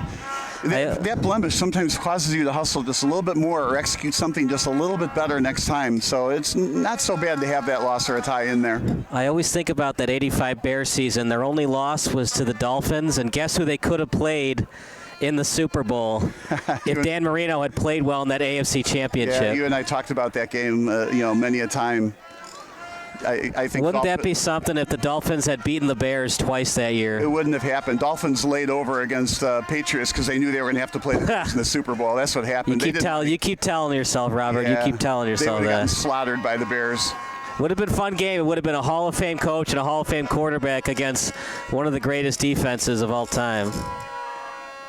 I still think the greatest NFL team is that Patriots team. I know they lost in the Super Bowl, but 18-1, I don't think another team will get that close to undefeated. Meanwhile, lead pass over to Butler, out in front, chance for Chicago, over to Bradley. Bradley shot, beautiful block by Detroit. Boy, we got to like this Bradley guy, right? So I think you know who your post-game guest is going to be. He's kind of a basketball player, isn't he? He's got great size for the forward position. Free kick awarded for Detroit. Well, Bob, it's like you said, if you're going to commit a free kick, that's where you want to do, in between the 40-yard lines. Yeah, well, he's going to get his money's worth. He's going to get a yellow card, I'm pretty sure. Better just shut up and get back, because they might call a red card on Chicago if you keep talking to them. Well, nobody's talking to him, but here comes the yellow. Right, but I'm sure that's what A.J. Ostrowski and Garrett Hayward was telling the Chicago Nation players. Yeah, just accept the yellow card. They've established, the refs no longer want to hear it. You say one word, you're going into the sin bin. Or not that word. It might just be any word. Sometimes it gets to a point. I've umpired games before where you say any kind of argument and you're getting tossed. I'm not going to tolerate it. Yeah, I think only bad referees or bad umps do that. I think good referees. It just depends how much you've been hassled and if you've been hassled for just unnecessary stuff. Yeah. Like if you're hassled for every strike and ball call, that's just an ejection. Just goodbye. Yeah.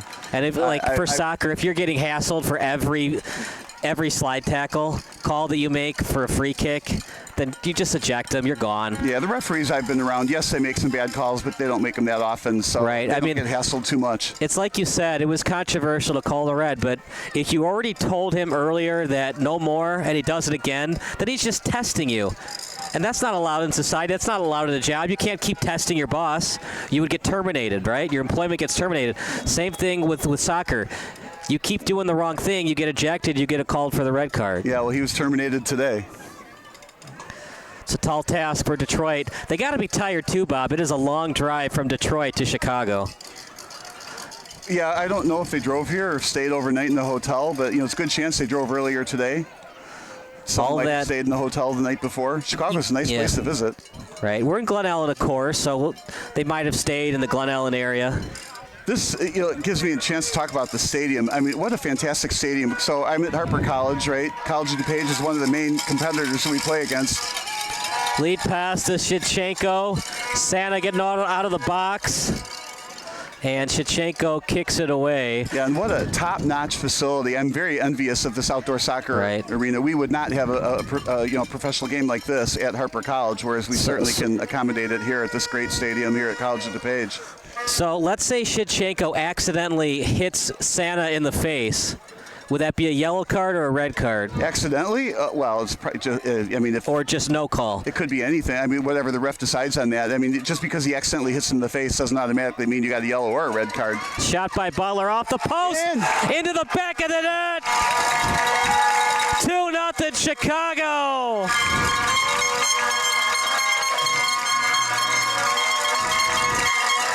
What a shot by Butler, Bob. Even better pass. What a shot is right. From this angle, it looked like it was a toe kick, and I'm sure it wasn't a toe kick, right? But the only way to get that ball in the net was to hit the near post or the far post. So what does it do? It hits the near post, barely goes behind, skids along the back line, and landed in the net. What a great shot. Just about, there are not too many places that ball could have gone to go in the net. But that's got to pretty much, I don't like to call a game over before it's over, but when you're up 2-0 early in the second half and the other team is down a man, it doesn't look good for Detroit. All right, so if you're Chicago, would you just be conservative the rest of the match? I would not. You're up a guy, and your strategy that you've been using so far the whole entire game has been working, and now Detroit has one less defender to try to stop it. So no, if I'm Chicago, I continue to play, straight up on offense, straight up on defense. Continue to hustle, continue to press. Realize that there's a finish line here.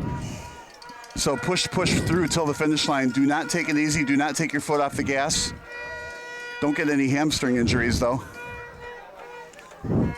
Well, this was the one that Chicago circled on their calendars if they were ever going to meet again in the postseason. They wanted revenge for that dome game they played in November against Detroit. They lost 3-0, and they got a chance to give Detroit a taste of their own medicine with a 3-0 shellacking of their own. Well, what I learned over time, too, is the home court advantage means a lot. Home field? Home court, I'm talking about like when I coach volleyball, the home court team does win more than, and there's no earthly reason for that, right? The rules are the same.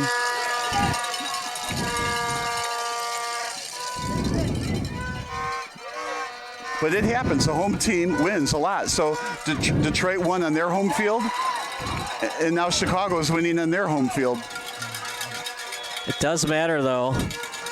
You think of that 2011 World Series.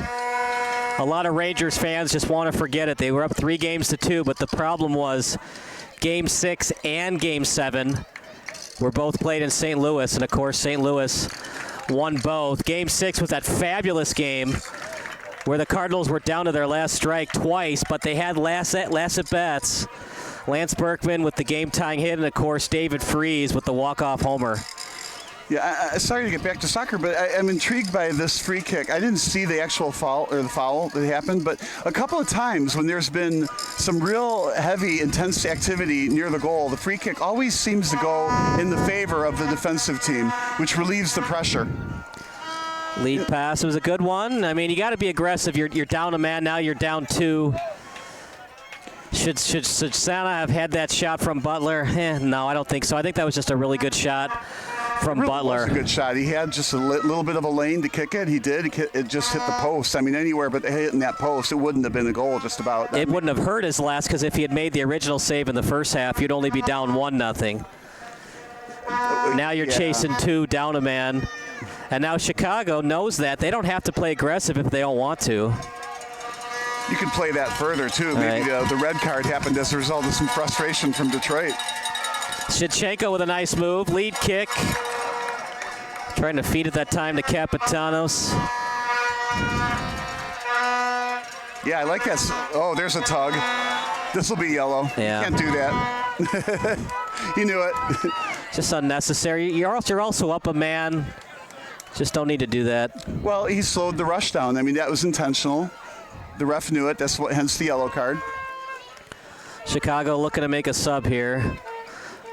Mijatovic looking to check in. So some fresh legs, as they say. But that gives Detroit a free kick at the middle of the field. So Alvarez's day is done. Yeah, so there's no real danger here. It's the battle of the white hair man. One white hair man goes out, another white hair man goes in. It's kind of like the Eminem hairstyle. Well, when I was up close to the team earlier, it looked gray to me, and I was thinking, wait, how old are these guys?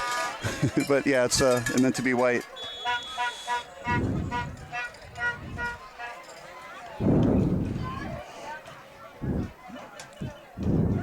So Detroit has a chance to push their team forward on this free kick. So this will be one of the few good opportunities Detroit's going to have before the game ends, but unfortunately down by 2 for them. And if you're Chicago, now you're up a man. Now you can definitely clog the middle and force Detroit to take a tough shot. Well, right. And although Detroit is in kind of an offensive mode here as opposed to just running and gunning, Chicago has one extra defender to double the ball whenever they want. Some great ball control there. Nice pass. Here we go. That's what they needed. Shot. Good save by Devin Egghai. And now they got the corner. Same thing. I would expect to see Detroit clogging the box with a lot of offensive players to try to get one goal back. Trouble is now the Chicago Nation, all they got to do is get their head on it, push it forward, and they could run out on the counter play. So we'll see how it plays out. Detroit's doing what we thought, just one defender. Chicago right now has 2 forwards. I think one forward's going back now, Kapitanos.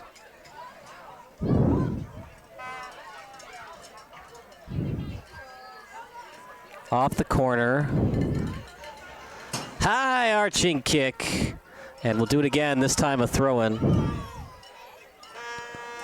Don't go anywhere. The post-game show brought to you by SBS. Hope you've been enjoying the broadcast. If you like the broadcast, as that's a spin-around move by Detroit. It was done that time by Gomez. If you like what we do at SBS, go on our website, sportsbroadcastsolutions.com. We broadcast all sporting events. When it comes to soccer, travel soccer, feeder, high school, college, semi-pro, whatever you need, SBS will be there for you. Lead kick over to Shevchenko. There to greet him was Torres Gonzalez. And Shevchenko with an ill-advised foul, but you can do that, Bob, now that you're up by 2 goals and you're up a man. Well, it's the old, you want to be physical in the other team's goalie box. If you get the retaliation or if he makes a mistake and fouls you get a penalty kick, and he just pushed from behind, and, well, the correct call was made. The line judge put the flag up in the air. It was an easy call. If you're Michael Santa, knowing that it's win or go home, you gave up a soft goal, and a goal that was a nice shot by Butler, one he might have, could have had. Do you think about that a lot going into the offseason? Can giving up those kind of goals ruin your confidence? Well, I don't know, the Detroit franchise here, let's say, right? But you give up a soft goal like that, and with 16 teams left, and they might be looking for a different goalie for next year. That was just it's just a bad goal. Now, if it turns out this is the best goalie they've had for the last 3 years or something like that, they would never consider getting rid of him. But I don't know the history Detroit has with the goalie. That was obviously a bad goal to give up. And I think what's interesting about goalies and goalkeepers, you kind of remember the ones they should have had versus the great saves they made. Like, I talked about Tim Esposito, the one he should have had in the Stanley Cup final. Right. And then... when I used to play the sport, same thing. The plays I didn't make are the ones that kept me up. It wasn't the good plays I made during the day that kept me up. It was the ones I didn't make. What can I do better next time when it happens? Isn't sports interesting? Bill Buckner was a 300 hitter, but the only thing we remember is a ground ball he didn't have in Game 6 of the '86 World Series. You ask an average baseball fan, the only play they can remember from Moises Alou's career is the fly ball he didn't have in foul territory. How crazy is that? Yeah, it is. It is amazing. You ask a Buffalo Sabre fan, one of the few plays they remember from Hasek is the save he didn't make in the Stanley Cup final and the one that the Stars scored to win the Cup. Well, Detroit's going to have a long offseason after this, but you can't take anything away from their season. They've had a great season to get to this point. And you just can't commit red cards. That's what put them in this spot. Full charge that time by Butler.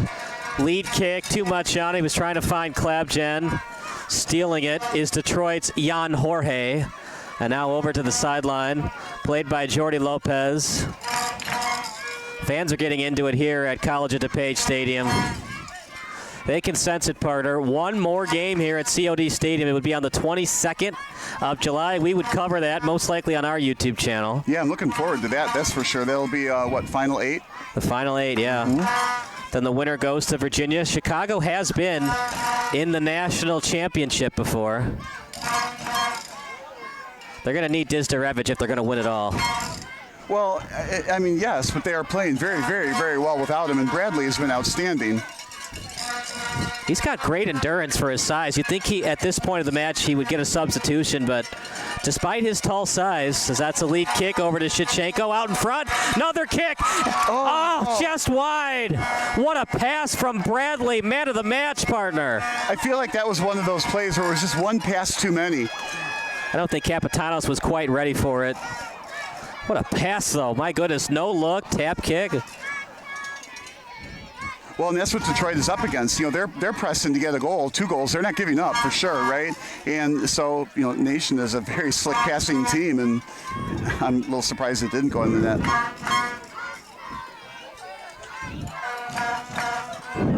How tough is it when you lose in these playoffs games, partner? You have 4 to 5 months to think about it until the next season.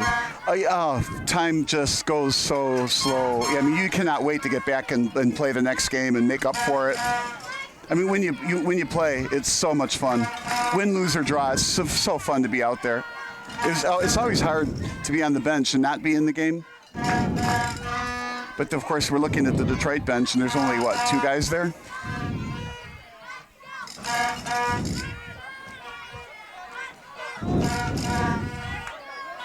Foul committed that time by that'll be it. Maybe Andres Gomez. We'll see what color this time is. Gotta be a red. When you're done. A very unsportsmanlike kick right into the Chicago Nation player on the ground. I know you're frustrated, Bob.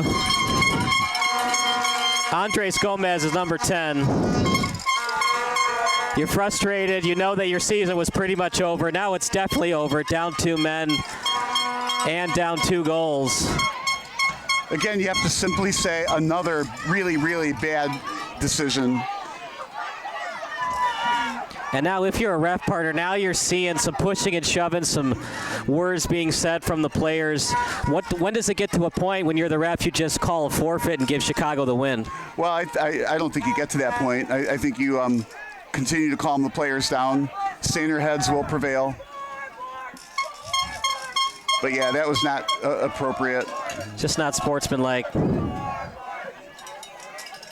Look, I know that emotions are high. It's a playoff game. There's just no need to commit a play like that. No, obviously frustration got the best of Gomez. Gomez, frankly, has had an absolutely terrific game for Detroit. Midfielder, he's all over the field. Right. He's doing a great job hustling his tail off. And I think some of the frustration, never mind the bad goal, right? But then the red card that just took them out of the game, right? Then another goal. Now you're down 2 and down a player. And I think he just decided, I can't go on. I'm going to take my pound of flesh. And then now he's kicked out. So if you're Chicago, it looks like you're going to win this match. Detroit is now down 2 men. I'm not saying that Detroit would go after some chippy stuff, some after the whistle stuff, but if you're Chicago, you don't want to risk it, right? Take out some of your best players to make sure that they don't get hurt with some late kicks, some going right at the legs type of slide tackles. Yeah, I just don't think Detroit is a dirty team. I don't think so either, but sometimes stuff like this can get out of hand, especially in a playoff game. Yeah, but I think they recognize that there's 16 teams, then Chicago Nation is going to be one of 8. I don't think Detroit's going to do anything that's going to jeopardize a Chicago player next couple of weeks. The frustration has been on the Detroit side because they're not winning, not because they're being out physical or cheap shots just from Chicago Nation or something. Now, conversely, Chicago Nation has to be a little bit careful going into some side tackles or where there are multiple people might go up for a header or something where it can be a headbutt and somebody gets a concussion. I think you got to be a little bit defensive there. You certainly don't want to do an all-out sprint into a hamstring injury. I think you got to pay attention to that. But there's nothing Detroit's going to be able to do down 2 players on the field.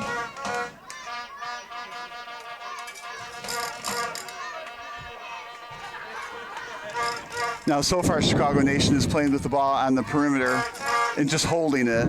Let's see if that's what they do the rest of the game. They might not. We'll see. Will they even try to get a 3rd goal? We'll watch. If you're Detroit, you don't want to give up, obviously, but what can you do down 2 men to try to get back into this match? I think what you're left with here is Detroit has a coaching staff, and if you're a player, you want to show the coaching staff that you're going to continue to try and hustle and do your best and be worthy of being on the team next year. They're going to stay aggressive. Klabjan with it.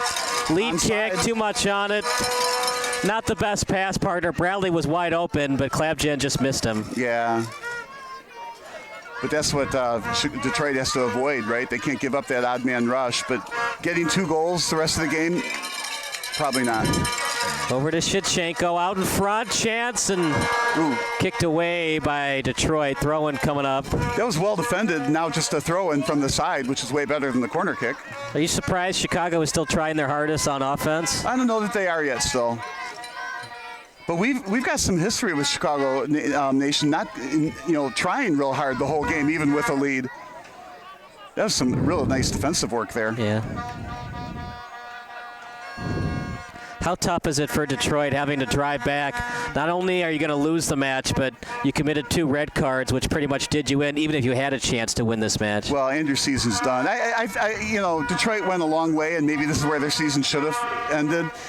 With a rematch here this year versus last year. They're a good team. They just got beat. They're going to go home, and like I said, time is going to go real nice behind the back pass. Time is going to go real slow until they get to play again next year. Play on.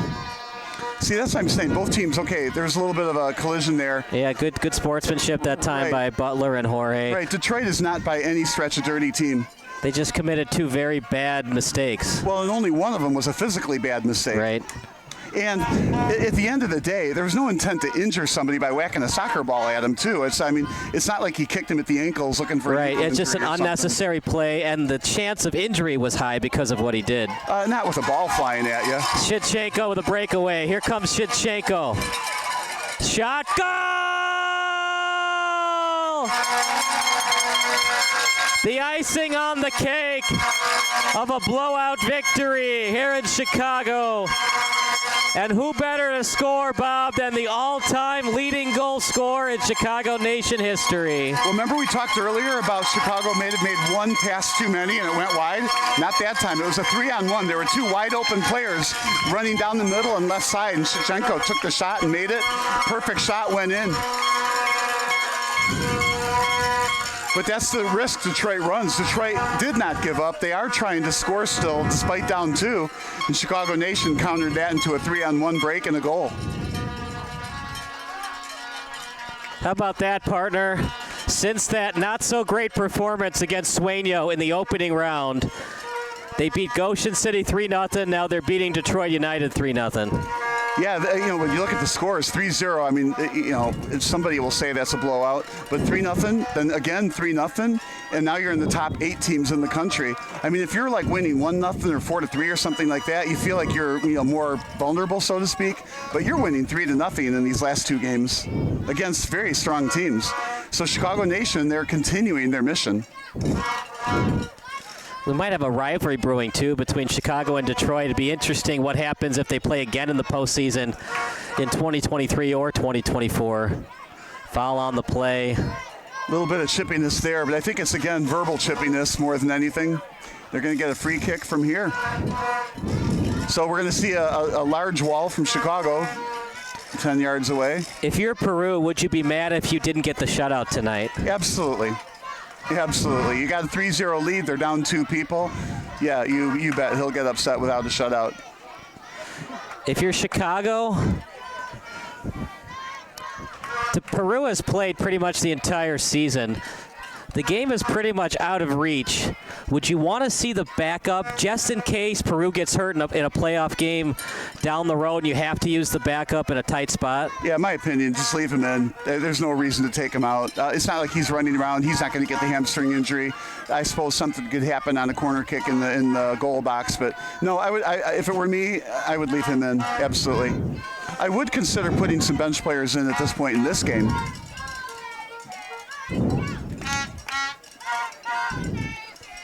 One of the substitutions, number 17 for Chicago, looking to check in. That's not Dizdarevich. He's a thief. He stole Jasminko's number. He committed a felony. Checking in will be Alex Olson.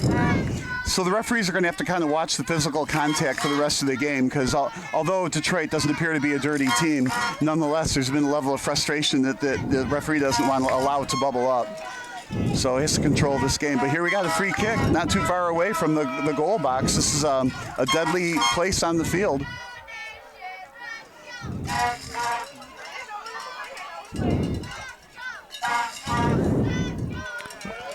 Wonder why he's taking his time, Bob. They got to score 3 to go back to the round of 8.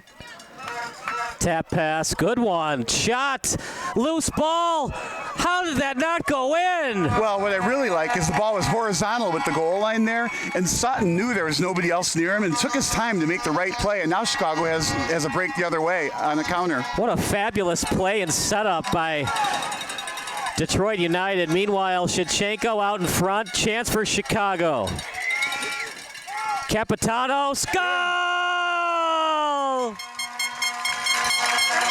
4-0. The onslaught is on. If it was a fight, they would have stopped it. It's a knockout punch from Capitanos.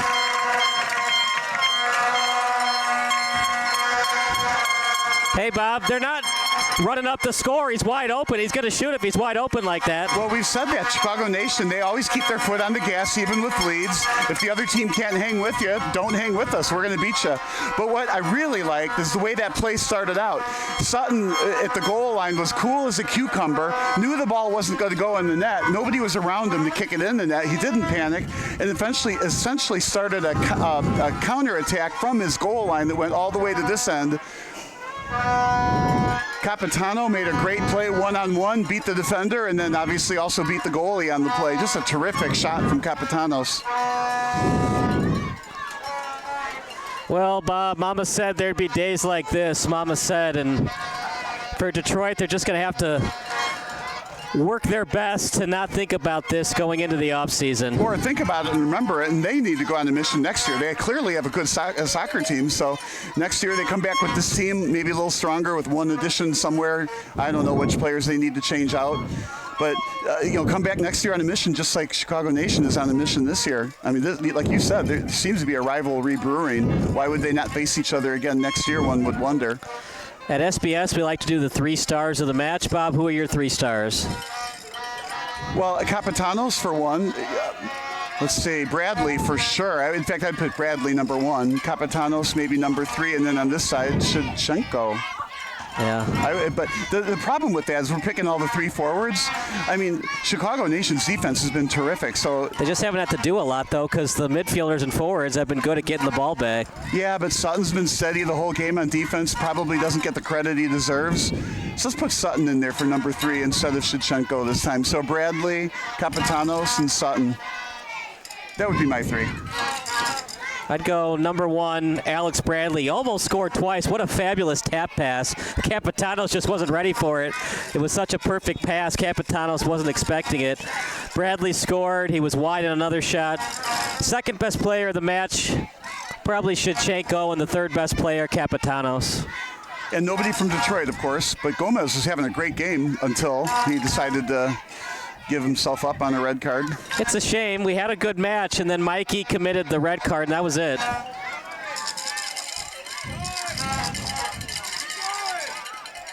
It's fun for the forwards on Chicago right now because there's less defense they have to get through. So here's an opportunity to score even more, and they're giving it everything they can too. I like this, not going into a defensive shell, no stalling, play it out. It's not Chicago's fault that Detroit's down 2. Do you think Michael Santa is going to remember this match for years to come? For life. He'll be a grandfather in the nursing home, and he'll remember this game. He'll be telling his grandkids. But I don't think it'll be like, I played bad or we lost that game. He's going to have a terrific soccer career with a good team for, hopefully more years than this. And he's going to remember all of that. I mean, obviously, he's been playing soccer since, kindergarten. Peru wasn't that great either. That's a great pass, though. Onside, too. Breakaway for Kapitanos. Good save by Santa. Kapitanos would have loved to have that one back. All he had to do was tap it over his head for the goal. Well, and what a fantastic save by the goalie. One-on-one with a lot of space against Kapitanos, of all people, just scored that last goal and one of the 3 players of the game. And if you're wondering why he had a breakaway, look, Detroit's got to find a way to score a goal. Have some pride, try to score to make it 4-1. Shot by Shevchenko off the post. Good shot. That was a great left-footed kick with some bend to it off the far post. Couldn't have made I guess he could have made a better shot, but not a much better shot. And some of those shots might be on purpose, partner, where you go to the post and you want to get inside the post so it deflects off and into the back of the net. Well, you're not aiming for the post, you're aiming for inside. Right. But he was aiming around the defender with a left-footed kick with some bend to it. It's a really nice kick. Right, you're trying to aim for just the edge of the net. Yep. And if it hits the post, it hits the inside of the post and then redirects in. Right. But that's why it's fun for the offensive players, because there's less defense there. On that breakaway for Kapitanos, he's a speedster. He started out in the middle, and he hit perfectly in stride behind the defense. So it was straight across and pushed up, but he had a head of steam that the defense didn't have. But Detroit's got no choice, partner. I mean, you don't want to go back home being shut out. So they're cheating their midfielders up and forwards up. There's no point now. The game's out of hand. You're down 4-0. Well, do your best to score a goal and try to lose 4-1 instead of 4-0. Well, and you never know. Maybe you get that goal or two and you get a penalty kick or something. I mean, Detroit's giving it everything they got, and it's a credit to their program, their coach, their team. It just shows you, though, in the game of soccer, sportsmanship is key. And in fact, it might be the most important part of the game. If you just create one mistake, sportsmanship cost Detroit today. 2 men in the sin bin, and they're down 4-0. Well, and maybe more than that, what cost them was that first goal. Like we talked about right after the national anthem, whoever scores first is going to have just a huge advantage. Right. If a goal was scored by Detroit first, I mean, the whole complexion of the game would have been different. Probably neither red card would have happened. Do you think Shevchenko thinks about those goals he should have had, especially that one that went off the post? He'll have trouble sleeping tonight over that. I don't know if he'll have trouble sleeping tonight over that. He's had a fantastic game, and sometimes the ball doesn't go in. But, yeah, he'll replay that a few times in his head. I mean, but on the field, he did absolutely everything right to make that go in. He kicked it around the defender's right, bent it into the corner, and it just didn't bend enough. Well, Chicago will have one more match here in Glen Ellen. And if they win that, they go to Virginia. The home match will be on July 22nd. We'll be here, of course. 45 yards away from the goal. Tried to split the defender. Shevchenko, the intended target. well defended by Detroit. They were anticipating that pass. I mean, knock on wood, partner, it just feels like Chicago's year. It's going to take an A-plus effort from the opposing team to beat the Chicago Nation team. Well, that's exactly it. All you can do in this is maximize your odds of winning, and then, go let whatever happens happen. And Chicago Nation is doing a great job maximizing their chances this year. And as we've noticed, their turnovers per game has just gone significantly down since the beginning of the year. Ball possession has been terrific. Well, don't go anywhere. In fact, go on the live chat. Let us know who you want in the post-game show. If we don't hear from you, we'll pick Alex Bradley. What a move. Foul that time committed by Torres Gonzalez. Another yellow card coming out. Oh, boy. That's what I was talking about, Bob. And if Shevchenko is injured on that play, that's one A.J. Ostrowski's going to lose sleep over. You're up 2-0. You're up 3-0. You had all the time in the world to take him out, and now he might have hurt his ankle. Well, he's holding his knee. If he hurts something, it looks like it's his knee. And oh, boy. Yeah, that would be worse. They have a lot of bench players, too. And look, Detroit's not a dirty team, but look, they have nothing to lose. They can play hard on defense because they know their season's over. Well, Shevchenko made a great move to split the defender. Right. I mean, it was an ill-advised play. If it was a 1-0 score, he probably wouldn't have slid tackle like that. But down 4-0, down 2 men, you can do whatever you want at that point. Yeah, Detroit grabbed his arm and caused him to spin around, and that caused probably the hyperextension on the knee. The way he's getting up, he's going to be fine, but maybe take him out the rest of this game. Yeah.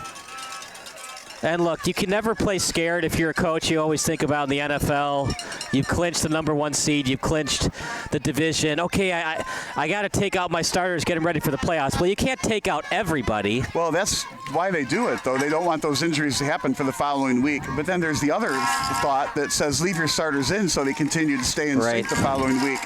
And what if your bench player gets hurt? You might need that bench player. Right. I mean, Malcolm Butler, that cornerback for the Patriots who made that fabulous catch, he was a bench player to start the year. That's a nice kick out in front. That's kicked out of play. Torres now into the game for Chicago. Yeah, we got a corner out of it again. You never know, like, when you're going to need this bench player, when you're going to need this starter. So it's a tough question for the coach. Oh, just put in your bench player. You'll be fine. Well, you don't know how much better the starter is versus the bench player. You as the fan, I mean. Right. Hopefully Shevchenko is going to be okay. He has a couple of weeks to get ready for the 22nd. If they don't have him, oh boy. Well, I kind of pride myself when I watch the play and I see the injury happen. I know what the injury is or not, and I think he's going to be fine. But he definitely, hyperextended his knee on that spin when he got grabbed by the arm. So I think he'll be all right. Just got shaken up and all's well. Mijatovic over to Lopez. Out in front. But it's tougher on the turf. Your cleat gets dug in on this turf, and it's cement underneath it, and more injuries happen on this turf than on grass. Rzuski with it. Are you surprised Sutton's still in the match? Well, no, not necessarily. I think I would have gone to the bench a little bit more than I think Chicago Nation did. But Sutton's on defense, and frankly, the way this game is going, isn't going to be too tested much more. If you're wondering, Sergei Wozniak now in the match as Lopez calls for it. 35 yards away from the goal, and Chicago just playing a little monkey in the middle right now. Well, they're switching fields. They're still trying to score. Sutton on his left foot, not known for goal scoring, and it showed on that play. Well, we talked about him, where even though he's a defensive player, he gets involved in the offense a lot. Here's a last break. Look at that speed. 2-on-1 for Detroit. Still with it. Left-footed boot out in front, then cleared by Chicago. But what a rush that time by Jordi Lopez. You got to love his hustle. Never say die. Get one goal, one at a time. Show the coaches you hustle, you're trying. Unfortunately, Detroit ran out of numbers, so when he crossed the ball in the middle, it was an easy defensive play for Chicago Nation. But there was a player if it played through. Some more hustle from Detroit. Yeah, the gamesmanship is there, not that time. That's the wrong kind of hustle. Yellow card-ish, but they're just going to say free kick. Yeah, he held him and pushed him out of the way. Just a free kick.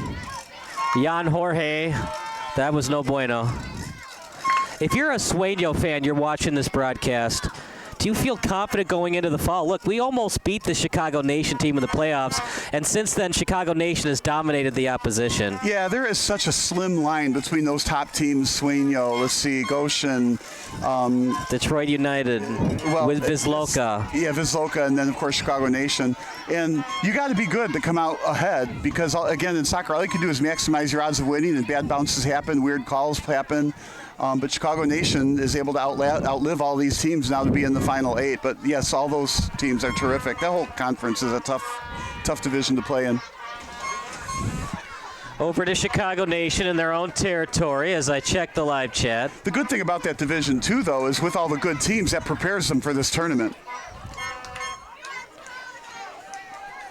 Chicago trying to get back to the national championship. Over to Rosansky, to Klabjan. Klabjan to Rosansky. Shot blocked over the net.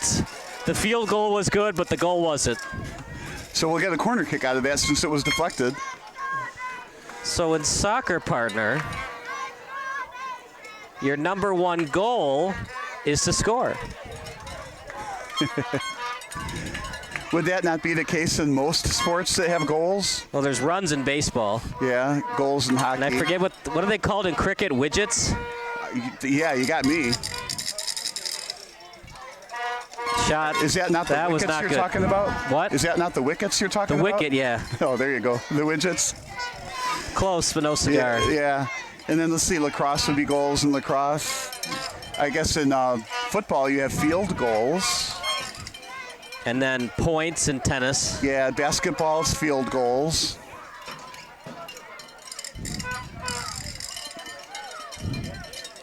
In baseball, you could score a run, but you might not be running on the play. I don't know. You might be trying too hard on that one.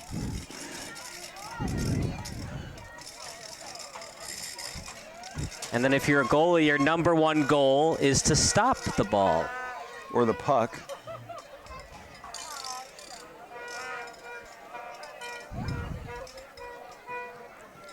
Out to midfield. I like to give and go. An attempt to descend, but that gets tough. It's one player from Detroit against essentially 5 defenders for Chicago. Again, great hustle. The ball just went out of bounds, couldn't get it. Well, what's the old saying, partner? You win as a team, you lose as a team, but 2 rapscallions for Detroit really cost them a chance today. Yeah, that's all the dilemma coaches have. You know, yes, you win as a team, you lose as a team, but there is also accountability for plays. Here we go. Another 2-on-1 break. Good lead send. Pass. Send it over to Torres. Lopez in front. I don't know, partner. Kind of did a lot with that. He had a shot, and then just a lot of dribbling, and eventually Detroit stole it. Yeah, it was like kind of a nice little poke check. Oh, kicked out of bounds, really? Why? Oh, because the injury, a very sportsmanlike play. At the same time, Detroit should step away. Just step away. I'm surprised they haven't called it yet. There's been a lot of pushing. There's going to be another red card coming here. That's what I'm saying, partner. When it gets to be a game like this. It's yellow, I meant. Yeah, you just walk away. Stop trying to be Joe Sportsman to shake his hand. Just walk away. I'm just saying, like, players get so frustrated, the adrenaline's boiling, that you see plays like that. And as a ref, you have to consider what's happening. Is it still in control? Am I in control of the match? And for A.J. Ostrowski, the head coach for Chicago Nation, knowing it's going to get chippy, and do I want to keep my starters out there for the last 3 minutes? But you can't take everybody out, right? Somebody's got to play, or do you just put all the bench players in? Well, Detroit doesn't have anybody left on their bench. Right, well, Detroit doesn't care because their season's over. At this point, you would just put somebody in who hasn't had playing time all year. I do like what Detroit did there. There's a player from Chicago Nation on the ground. He just punted it out of bounds. Meanwhile, on this side, the Detroit player's trying to say, oops, sorry, I didn't mean it. It wasn't like he was doing anything nefarious, but the Chicago Nation defender wasn't having it.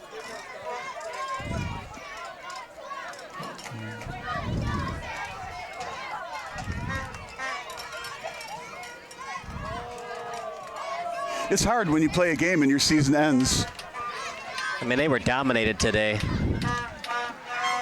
But one of the reasons they were dominated, they were down 2 men for most of the second half. Well, it started with that first goal, right? That first goal meant so much, again. Right, they were playing good soccer, though, when they were down 1-0. Yeah, I think it's safe to say the Chicago Nation is simply on a mission.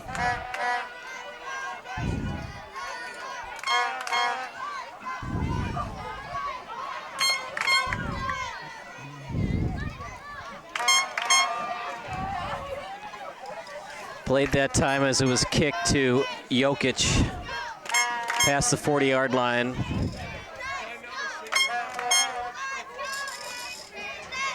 Now back to the sideline.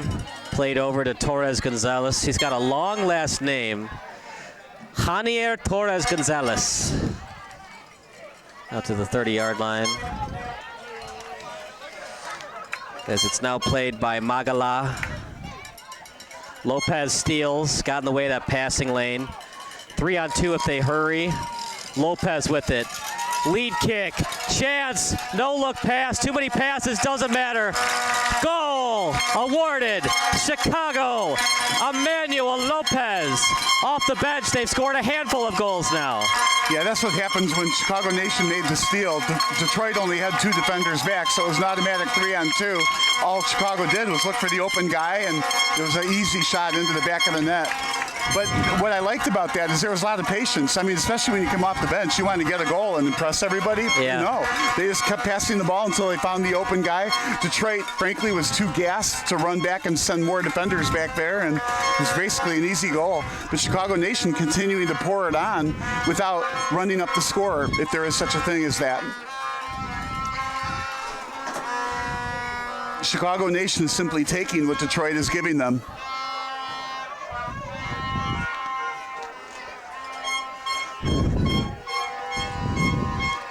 If you're Detroit, do you think about that you gave up 5 goals, or when you're down 2 men, they don't really count because they're probably going to score anyways because they have a 2-man advantage? Yeah, I think some nice footwork here and bodying up on the ball.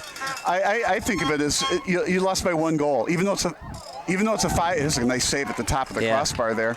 Going to get a corner kick out of it. So Detroit, that's going to be the end. That's it. That'll do it for the match. I think I view it as a 1-0 loss because, like I said earlier, whoever gets that first goal is going to probably win the game or at least have a distinct advantage. Chicago Nation got that first goal. Unfortunately, a bad goal it was, but that set the tone for the rest of the game. And then, yes, then the red card happened and more goals. But I feel like you really lost by that 1 goal. You needed to get the first goal. Yeah, it was only 1-0 at halftime, 2-0 with Detroit United down a man, then a very ill-advised play by Andres Gomez, and then Chicago scored 3 more goals, up 2 men. They win 5-0, but you're right, Bob. It was really a 1-0 final, and then huge mistakes by Detroit United put him in just an unwinnable position. Yeah, I feel it was just like an abbreviated game, and once you got behind by that 1 goal, that was the team that was going to win, whoever got that goal. Just the game was over, kind of, when Mikey committed that red card. Yeah. Well, it's fun to watch, and now Chicago Nation moves on, like you said, to 2 weeks right here again against another worthy team. They're a quarter of the way there. Yeah, well, they are. To the final objective. Is that the way that works? Quarter of the way there? Yeah, quarterfinals and the semifinals and the championship. So 1 of 8 teams remaining. But if they win it all, are they allowed to play We Are the Champions at the karaoke bar? They are, and they're allowed to sing that. Even if they're not good at singing? Even if they're not good at singing. That's what you do at karaoke bars. But if you have a couple of adult beverages, nobody knows if you're good or bad at singing. I don't think anybody's going to care if they are the champions. Well, they got to win 3 more games, partner, or matches, however you want to slice it. Yeah, I would be interested, if too bad Las Vegas doesn't put odds on this, but with 8 teams left, Chicago Nation, I got to believe, is a higher than the 12.5% chance of winning. It'll be here at Glen Ellen on the 22nd, but that does it for our play-by-play broadcast. Coming up next, the post-game show, but for now, we wrap things up. For Kyle Anderson and Bob Vilsaway, I'm Kyle Smith. Post-game show coming up next on SBS, a broadcasting network for everyone.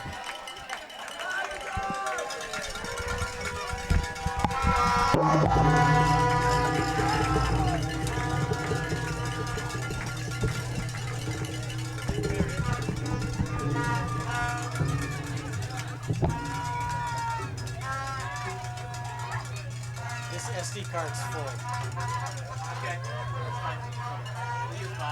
When did it fill? A little while ago. A little while ago? I mean,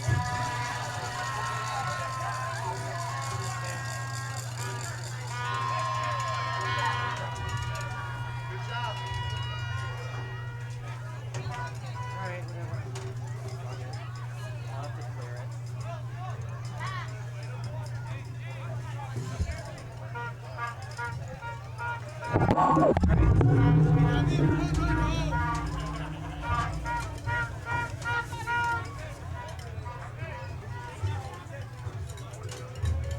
Maybe like 5 minutes for the game. 5 minutes before the game ended. Could be worse. League that lacked an overall depth and talent, yet was the last premier era of the NBA big man.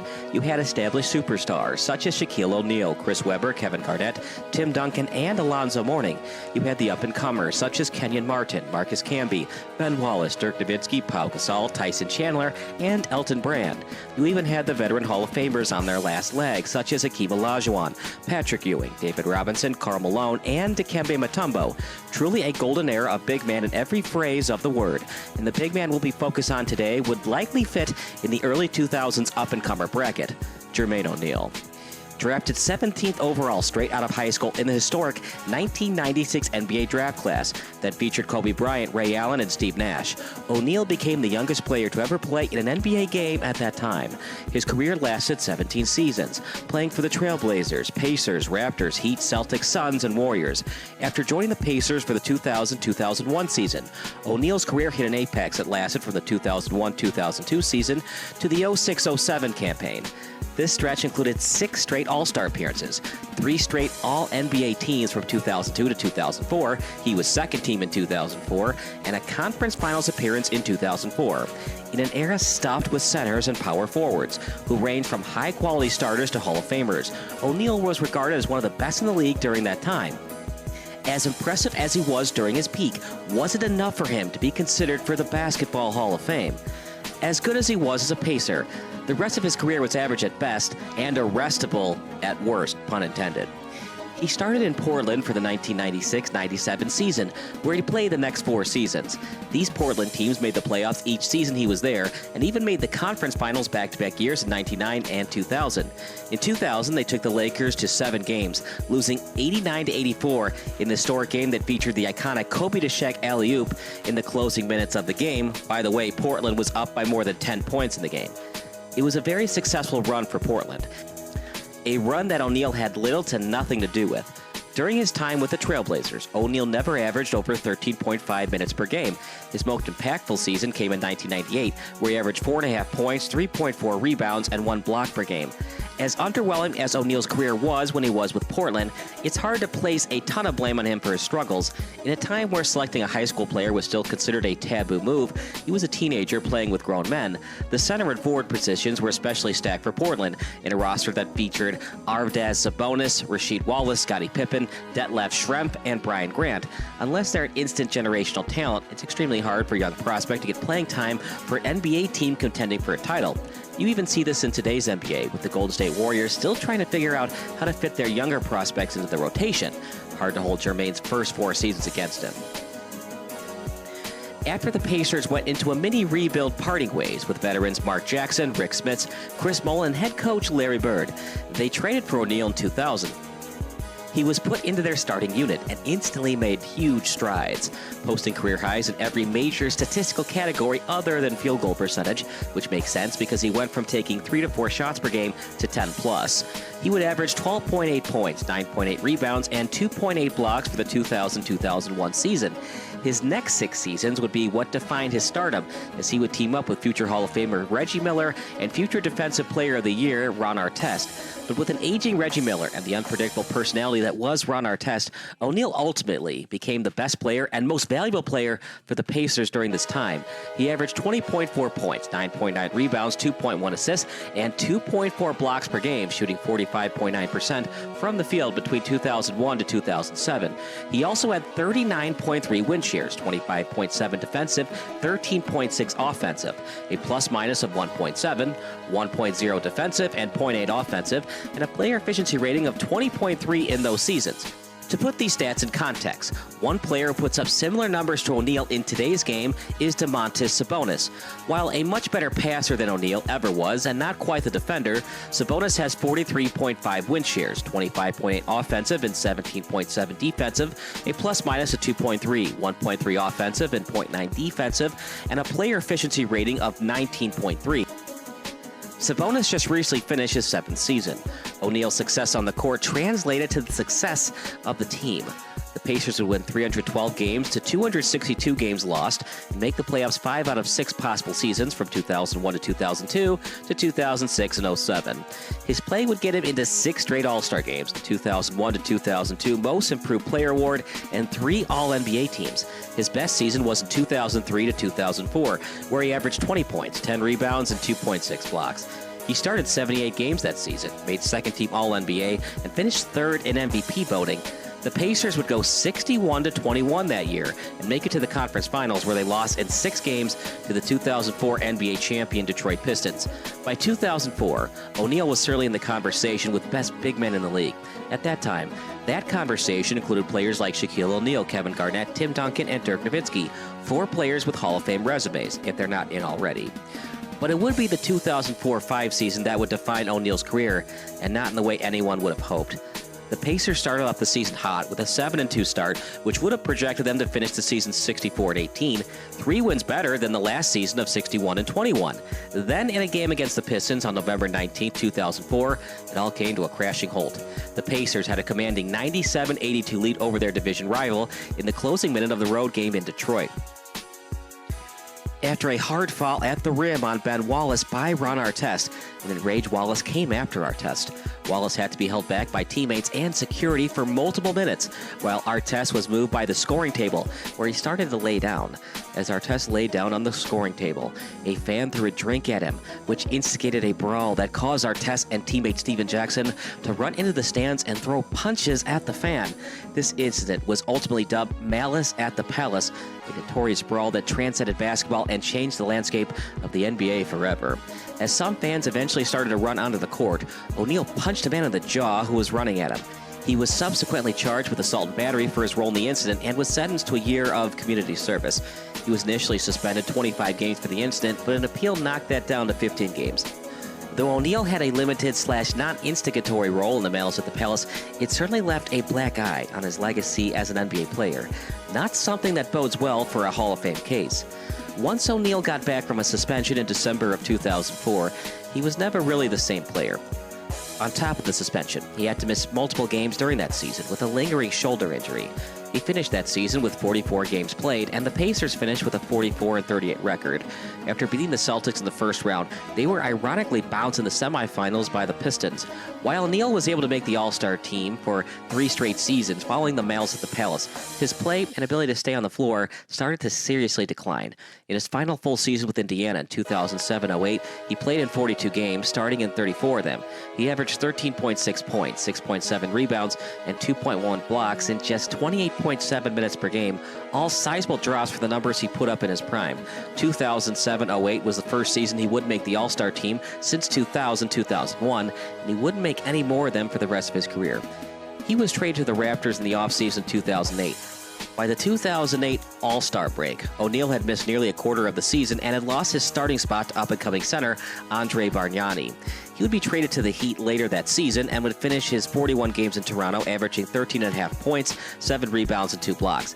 His 2009-10 season in Miami would be his last decent season in terms of his health and productivity. He would play 70 games, averaging 13.6 points, 6.9 rebounds, and 1.4 blocks while playing 28.4 minutes per game. A variety of injuries would further plague him for the rest of his career after that season. He played with the Celtics, Suns, and Warriors up until his final season in 2013-14. From 2010 to 2014, he would play 148 games, 51 games started, posting averages of 7.1 points, 5.1 rebounds, and 1.3 blocks. For the second half of his career, you could argue O'Neal was nothing more than a role player. Despite the late bloom and sour ending of his career, how did O'Neal compare to the other big man superstars of his generation during his prime? Remember, the Hall of Fame is voted by the sports writers. From 2001 to 2007, the top-tier power forwards and centers were Shaquille O'Neal, Tim Duncan, Kevin Garnett, and Dirk Nowitzki. Here's how O'Neal's stats match up against theirs, as you see the graphic here.